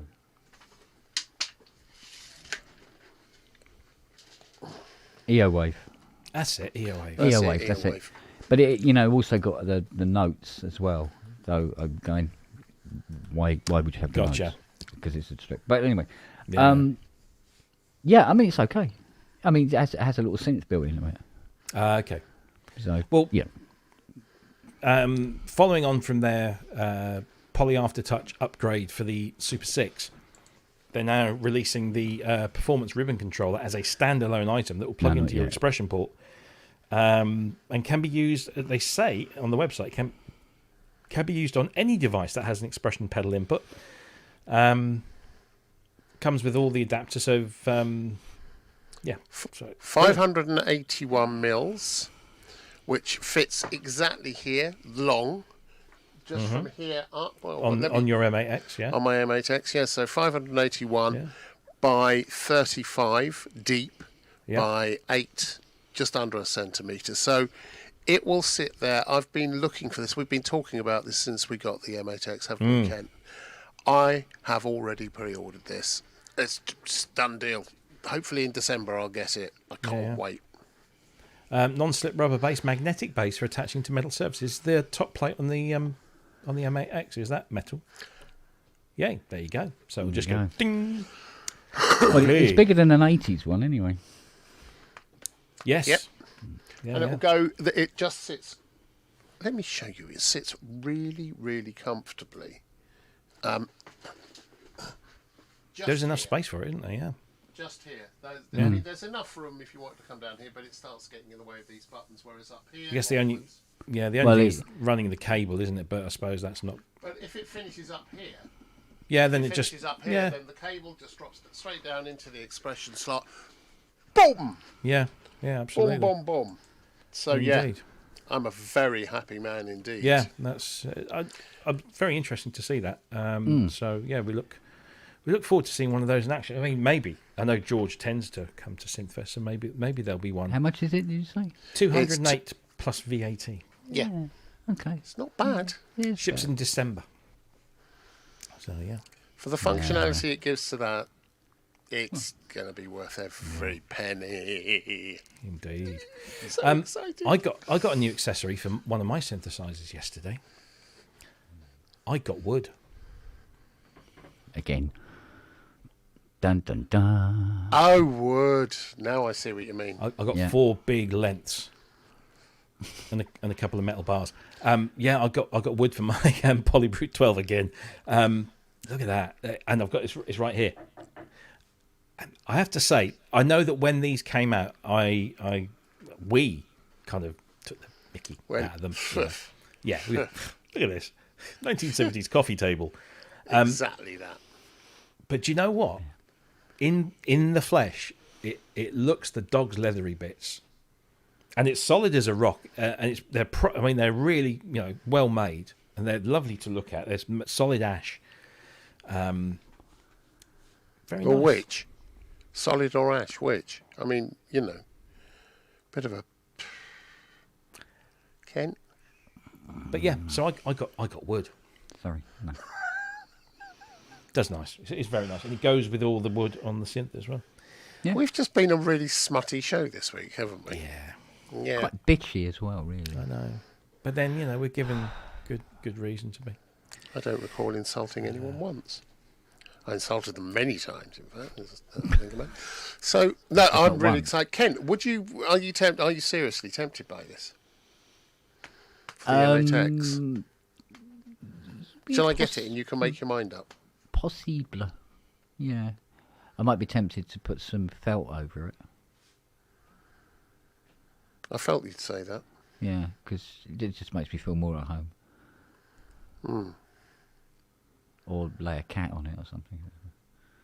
Is it wood as well? Is Can't what remember. The ribbon controller. What, this one from Udo? Yeah. No, it's milled aluminium housing with a soft touch, low friction ribbon surface, a non-slip rubber base, and a magnetic base for attaching to metal surfaces. Woof. Indeed, woof, and indeed woof. Oh, I'm looking at it. Oh. Thank you, Steve, for your donation. By she, I'm assuming you're referring to your good lady wife. Has just said you're at your synth thing next Saturday, aren't you? So that's permission, acceptance, right? Yep, absolutely. Don't Yeah. question it. See you there. Thank you for your donation. Much appreciated. Matt, the last time I saw you flash past with your likes count, it was at 67, which is not bad. What is it right now? I'd like to know. Because apparently liking during the live show is supposed to tickle You the didn't ask algorithm. how many dislikes. It don't tell you anymore. Oh, can we maybe possibly hit 100? I mean, we've got 175 people that I know of that are watching this show live right now, which is I'm blown away. 169. No, 171 now. 169. Crowd, Just dropped. crowdfund the likes. It's all but I'm amazed that we have 170 of those 171, which is amazing. So if you haven't already hit the like button, let's play an experiment. Let's see if this show, if we can get it like well over 100 likes, see if this show maybe gets fed into other people's feeds and we can do that. It's at 95 now. Oh, there I've you just go. refreshed it. Yeah, you got to refresh. That's it. 95. Oh, Pat says 90, but you say 95. So yeah, I'll go with the bigger one. Yeah, but please do give us a like. I want to see if that works. I mean, if you haven't subscribed to us, please do. Trust me, we don't spam you. We have a weekly show on a Friday, and maybe an occasional special every now and again. But it would be really, really cool. Now, Nick says we're at 99, which is, of course, my favourite ice cream. Now And- 106. Oh, 106, Matt says, brilliant. Thank you. Thank you, one and all. 106. Not that I'm, trying to 108. solicit. Yeah, brilliant. We've gone over the 100. That's fantastic.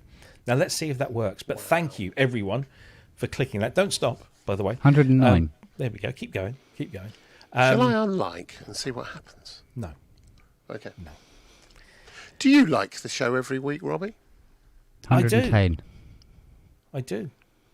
I go back and give it a look because I can't do it live because it's a little bit awkward with all these things open. But yeah, I do. Mm-hmm. Yeah, yeah. Why not? Yeah. Got to love yourself. Mm. And I'm told that I do. So, Yeah. There's Matt, a word for that. Matt, I will. I will pay you in kind at some No, point. Matt, tonight, for everything you're doing tonight, you are on double time as well. Yeah. Same as Kent and me. And Robbie, now I think about it. Indeed. Pay yourself tonight, Robbie. Pay. Oh, I thought you said play. Right. Okay. Yeah. Let's do this because we've got about 15 minutes left. I can't say that I'm going to effuse about this in any shape or form. I did. Have I got a video for this? I think I do actually, but it's one of those big ones, so I'm going to have to run it from the other place. Where is the video? No, maybe I deleted it. Is it? No, it's on the desktop, isn't it? Of course, you muppet. Let's have a watch of this, just a little bit. Here we go. Add to the stage. It's Roland's Juno D, new Juno D, 67. This is the D8. Juno D. I just said that. The new Juno D redefines what a portable, affordable synth can be, delivering a balance of intuitive design, hands-on control, and high-quality sound. With its massive sound library, seamless connectivity options, and vibrant color display, the Juno D is not just easy to use, it's a powerful instrument for musicians looking to create, perform, and collaborate. Yeah, but it's empty Now, space. if you've in been there, looking it's for not a worth it. keyboard It's with the scamming same us. high-quality sound as our Phantom series, but with a simpler design, the Juno D is your answer. It's the perfect all-in-one rig for playing in a band, home They studio look really producers, infused, and don't they? online creators. Hasn't got With wooden ample legs. sound design options and expertly Hasn't got curated wooden player legs. setups called scenes, the Exactly. Juno D is an ideal starting point for any aspiring professional musician or acoustic piano player looking for a first synthesizer. No, it isn't.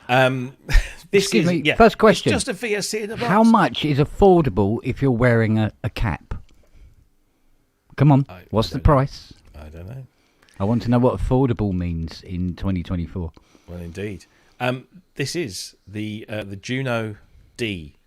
Now they've done this before, and I really think that they could have just picked a different name, because to me Juno says something different to what this Well, it doesn't is. do piano.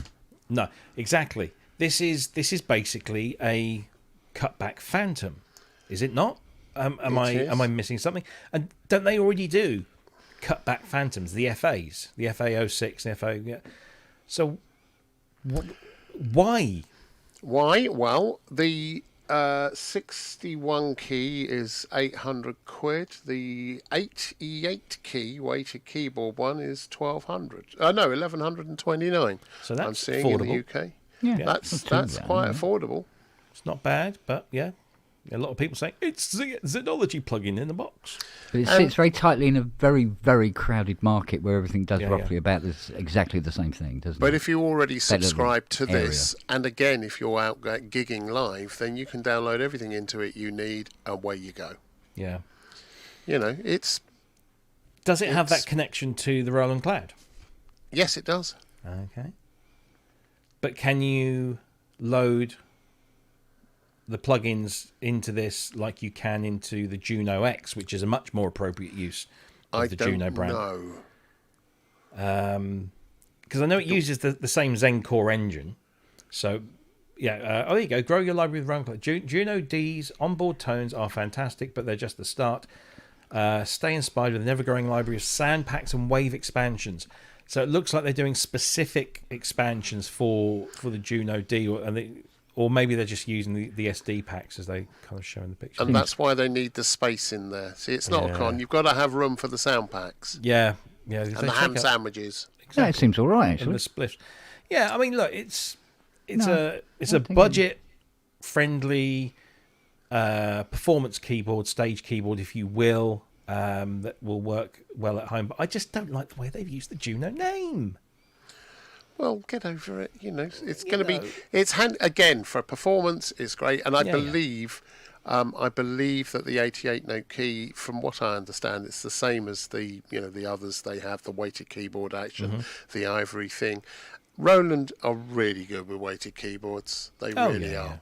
They're very, very good. Oh, So it will be a quality piece of of product for sure. and it's not a bad price. It doesn't move me. Doesn't particularly move me, but But if I were playing live, it's not a bad thing. Oh, it'll fit perfectly into somebody's world. Absolutely, of course. Otherwise, Roland wouldn't have made it. Yeah. They've done their market research. So, Wagyu says the keybed's the same from the Phantom Zeros. So, it's going to be a quality thing. But I just come up with a different name. Just don't sully the name of the Juno. Maybe that makes me a synth snob. I don't care. There you go. Juno D is available. As Andy said, the prices are very reasonable. Was it 800 and something for the... They could call it the Deep Grind 12. There you go. You heard it here first, kids. Yeah. But yeah, wish you hadn't. Yeah, if you're looking for something that was really, allows you to dig into the sounds, this ain't it. But that's not the target audience. So as I said, when people were sort of like saying that the Astrolab didn't make sense, it's not a deep dive synthesizer. No. So there you go. Juno D, everyone, welcome. 10 minutes to go. Let's see what have we got next. Let's talk about this because I know there's some people in here that are big Elektron fans. Yeah. Apparently, there's been a leak. There's been a leak. Sorry about that. Hang on a minute. It's ruined my bathroom ceiling. Has images of this have leaked. I'm not very familiar with the Elektron range of products, but I know those that are incredibly taken with them. But this has been leaked. I think it first appeared on the Elektron's forum site, which I thought was a bit brave, and then it appeared on Reddit. There seems to be some, what I understand, are Chinese characters here, so I don't know whether this has been leaked by somebody at a factory somewhere. Some comments have speculated that this was actually some sort of development machine, but I don't know. It looks interesting nonetheless. But we've heard nothing else, so we can't really sort of say too much, but we thought we'd just mention it. The company hasn't confirmed or denied anything. So yeah, it looks an interesting machine. Let's kind of zoom in on the back there. What's it got there? So it's got full-size MIDI. It looks like it's got multiple audio outs, SD card slots, USB connectivity. Looking on the top of the machine, it's a bit upside down there, isn't it? But looks interesting, but I have no idea what it is, what it does. I'd heard that Wagyu that people are saying it's the new Octatrack or the replacement for it. Well, it does. I was just looking at the Octatrack, and it does look very similar to that. Yeah. In terms of the layout and the size of it, but yeah, interesting stuff. But yeah, Elektron make incredibly good stuff. It's very well made and very well liked by those that use it, and we will see. Yeah, maybe it will turn up at one of the shows towards between now and the end of the year. Let's have a look. I'm sure it'll be at Superbooth next year if it's a thing. So that's they're good Elektron. guys. They're good people there. They Yeah. make great stuff. So yeah, absolutely. fingers crossed. Let's see. What else haven't we talked about? We've done. We haven't spoken about this, and I haven't tried this yet because I only picked up on this late afternoon, and this is the news that after releasing the Mark II version of their MS1 keyboard, Behringer haven't forgotten about those of us who have the Mark I, the MS1 or the MS101, as some of us I've got an MS101 before it got pulled. They've released a brand new firmware, and one of the big criticisms of the original was that it didn't do the whole arpeggiated transpose that the original SH101 did. So you'd set an arpeggiation up, and then you'd just press a key in the keyboard, and it would just transpose it down to that key. This didn't do it. Now it does, allegedly. I haven't tried this yet, but it now does that. Portamento now follows the original implementation as well for the ARP and the sequencer. So it has become a little bit more like the thing that it was pretending to be. There's a whole bunch of other improvements. So it is nice to see that on an old version, which is discontinued now, they are still updating the firmware. So all you need to do is plug in your MS1 into your computer via the USB, run the Synth Tribe app, it will find it, and download the firmware onto it in quick time. So there you go. Any thoughts on that one before we move swiftly on? It's they get a lot of flack, understandably, sometimes quite justifiably, and for all sorts of reasons. But hey, they know their customer base, they look after them, or this would seem to be that they're looking after them. They didn't need to do this. No. You know, at this price, they would just say, "Well, go and buy a new one then if you want Yeah. those features." But they didn't. They've updated it. Absolutely. You know, that's good customer service. I don't Great. know the exact reason why they went from the Mark 1 to the Mark 2, whether it was just like a component change. Because I've looked at them side by side, and unless my eyes, well, I know my eyes are failing me, but unless they're failing me badly, I couldn't see any difference to the other one. So I don't know whether it was maybe they had to redesign something because of component shortages or whatever. I don't know, which is very strange. But there you go. Well, no, it's a good thing. It's a good thing. Absolutely. Absolutely. So let's see, what else have we got on the list that will fill the next 5 minutes? We've done Roland, we've done all that. We didn't mention this, but we probably don't need a huge amount of time to mention this. I got very busy with my my company credit card this week, so I took advantage of the Cubase offer before that ran out the other day, and then spent the 2 vouchers that I got for Wavelab and Absolute 6 as well, because that was quite a bargain. So now I can, when Kent complains about Cubase, I can actually maybe feel some of that pain. But also I upgraded to Contact 8, which has just come out, and has improved on. I thought Contact 7 was a good improvement over 6, and this is a distinct improvement over 7. So Contact 8 is available. If you buy Contact 8 or upgrade to Contact 8, Native Instruments will send you a voucher valued at £89 or euros, I think it is. And then you can go and spend that in the Contact shop and buy a couple of Contact libraries. And I actually bought 2 libraries for 88, which I thought was quite a good little deal. They've got some good stuff going on. Not only that, but they've also... because they do it generally at the same time, is they've released Complete 15, which comes in a variety of forms. So there's the collector's edition, which, as you can see, normally retails for 1,619, or you can update from 449. And the collector's edition, like has everything in it, as it ought to at that price, but it literally has everything. But there are different versions, and they've also started doing I wonder if I can get back to that page. So you've got Complete Edition, Ultimate, then the Collector's Edition is above that. Below Ultimate you've got Standard, and then you've got these Complete 15 Selects. So you've got one called Select Band, then you've got another one called Select Beats, another one called Select Electronic, and they've just gathered a bunch of stuff and put it into these packages, which are only €89. And I actually think that's a really good deal, because when you look at what you get quite a bit. So in the Beats section, obviously you're going to get all your your drum stuff and drum samples and drum machine plugins and so on. In the band one, you get acoustic guitars, Rickenbacker bass sample libraries, piano libraries. Plus you get a whole bunch of compressors, dynamics, EQs, and you get Nectar elements and Ozone elements. And then the electronic one, you get Massive X, which is a very cool instrument, and a whole bunch of other more electronic stuff. And you can pick any one of those for just €89, which I thought is a really nice way to get into the complete collection. So those all came out this week as well. So your upgrade prices will depend on your previous purchases, but it's all there.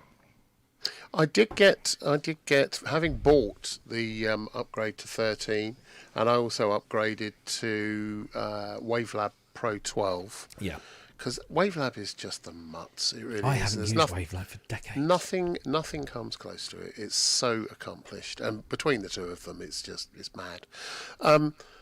But then I keep on getting messages from Steinberg saying you have to update your USB key, because we're stopping the USB e-licensing thing. And I said, well, I already have.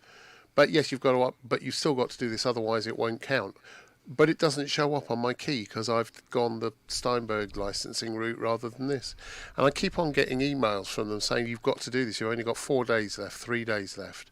So I suppose on Monday I'm going to have to actually just get in touch with their tech support and say, have I or have I not already got this? And do I need to worry about what's on my key? I logged into my Steinberg account when I was doing the upgrade, and I noticed that there were 3 of the Steinberg products that were licensed on my old USB e-licenser key had a button, and it says you can transfer your license by clicking this button from your e-licenser key to your new Steinberg, activation or whatever it might be. So might want to check in your Steinberg user account. I thought I did that. I'll check. In fact, I'll do it after this. That's what I remember seeing it there. But yeah, so it's been a little been spending... And have you with the new update to you? So you've cross-graded to 13. Have you seen how much stuff is in? I know. It's insane. You get a lot of Pardon stuff. me. Yeah, there's a lot. I am getting flashbacks. I'm getting when I loaded Cubase up, I was like, some of this is different. Oh gosh, that looks very familiar. So some things haven't quite changed, and I was getting little flashbacks. So I'll be interested to re-familiarize myself with it. Yeah, I've got to spend some time just relearning all the shortcuts and all that stuff. But it's a good thing. But Kent, I will be hitting you up for some hints and tips. No, I think the best thing that Steinberg ever did with Cubase was dropping the dongle key. I've still got my big ones. Yeah, because... Big blue one. And Richard Hilton would back me up on this one. It used to be a bit of a pain. If you had the dongle, even when they upgraded to just the short little aluminium one, ideally, especially when he was... if he was going out on tour, you'd have to pay for... we didn't have to, but they did, was it ZDT, which is the zero downtime. That's it, yeah. Which wasn't cheap. And of course, by just removing the whole dongle problem, Bob's your auntie. Yeah. So, and you now keep your key in your account on their server. Yeah, which it makes sense. I wish they'd done it even earlier. So I remember when I bought Cubase version 3 in 1990. I want to say 6, something like that. I don't know. Was that SX 3SX? Wasn't it? No. This is pre. Oh, okay. This is version just Cubase for PC version 3, and do you remember you could get standard Cubase? You get Cubase Score and Cubase Audio. Yeah. So each one built Cubase up. Audio. Yeah. So I could only afford the main. I've still got. Do you remember you used to get them in those big, hard, like almost like books, and you open them up and all your discs were in there, and your dongle, which was the big LPT port dongle, the big square thing with a little knobbly cover on it, and you plug that in your printer port, then you plug your printer into the back of that. Yeah. And I bought that, and I fell in love with it and became, an essential part of my workflow. And then they brought out Cubase 4, which, if I'm not mistaken, was Mac only. And then they brought out Cubase 5, which was like an overall update for everything. So I went into, and this dates it, I went into my local music store to order my upgrade. And what you had to do is you had to go into the store with your original dongle, and you'd go in and you'd order it, and you'd hand the dongle. Yeah, mine was a burgundy one. And then you went back a week later to pick up your new one that had been sent from Steinberg. And I go in and they give me this, it's basically a little plain white box, and it came with a CD and the dongle. And I opened the box, and I said, they've changed the colour of the dongle. And on the side of the dongle, it said Cubase Audio. And I was like, I think they've made a mistake. They've sent me the Cubase Audio dongle and not the standard Cubase dongle. And the bloke looks at me and says, so they have. Happy upgrade day. And I was like, what do you mean? He said, well, because you've got that dongle now, the software will recognise it, and you've just got a free update from the standard to the audio version. I was like, yes, get in. Thank you very much. And then they went and bloody updated it to SX. and that was it. I was gone. SX was a nightmare. Yeah. Which married up perfectly with the crapitude that was going on with Windows at the time as well. Oh God, didn't it And just? neither of them were talking to each other properly. Yeah. And it was more crashes than the M25 on a Sunday. And it's, I think, it was, to be honest with you, I think the best Cubase ever was Cubase 5. I used Cubase 5 to death.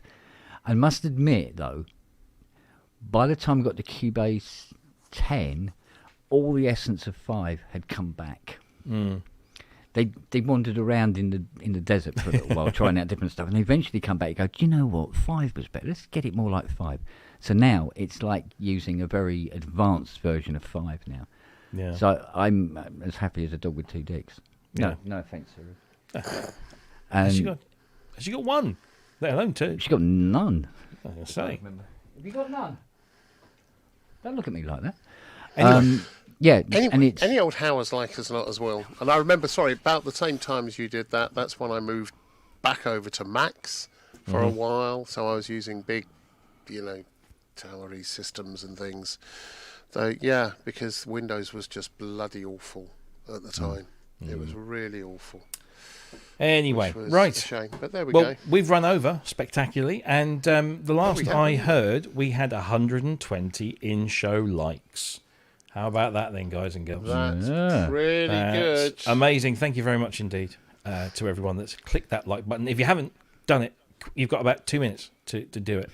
But listen, everyone, thank you so much for joining us this week. I won't be here next week because I will be in Sheffield, so these two will be here, and I don't know if we're going to have somebody else join. We'll see. I don't know, Mr. Metley, because Mr. Metley tends to sort of jump in. He did last year. Was last year when you had COVID? Oh, no, he's busy this year. Or was that? Is he? Anyway, I will be here along with Peter, James, Stephen, and we'll have our stand and come and see us. Come and say hello. There are 8 seats left on the meal if you want to come along to the meal.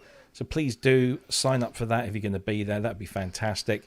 And I look forward to seeing you. And please, as I say every time, when you come to these shows, you all know me because you can see my horrible mush.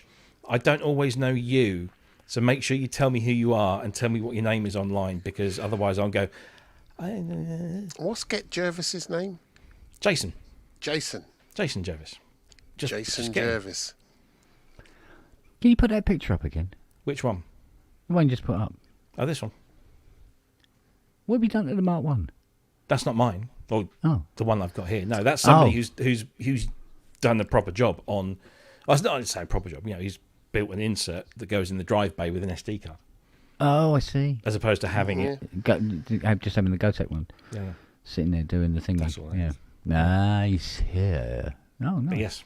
So yeah. So you'll see pretty much everything that's there. But that's just a picture I think that Peter saved me. Yes, there you go. Anyway, so and if you can't make it to Sheffield next week, the following week, I'll be in Bristol. Although I will be doing the show before Bristol because I'm not going to drive to Bristol until very early on Saturday morning. And can you play with them? Synchrotron says on the Saturday. Yes, they will mostly be connected. Whether they're working or not is another thing. Yeah, see, as soon as you turn them on. Yeah, they will mostly be connected. They will mostly be working. We hope. So yeah, come along and have a chat. You can light a cigar off the Mark 1. You can, yeah. If it's cold, you won't be. Yeah. That's basically it. Yeah. Indeed. Anyway, Stand around the back. gentlemen, thank you as always. Been a pleasure. Never a chore. And Indeed. have a splendid weekend. Whatever it is you're doing. Anything special on the cards for either of you? SP 1200 tomorrow. Oh, nice. Yeah. Very nice. Yeah. I'm editing lots of videos yet again, but one of the videos I'm going to be editing this weekend is another special for the Patreon channel. Nice. Yeah. So, yeah, we've got more to go on Patreon. You're going to love this, guys. You're going to love... make- Well, you won't, but don't care. Make sure you come on. If you want to support the channel and get some of this exclusive stuff, that's where you Yeah. go. Patreon.com/Process Network. Thank you very much indeed. I can't even think what I'm doing tomorrow. Something in here, I'm sure.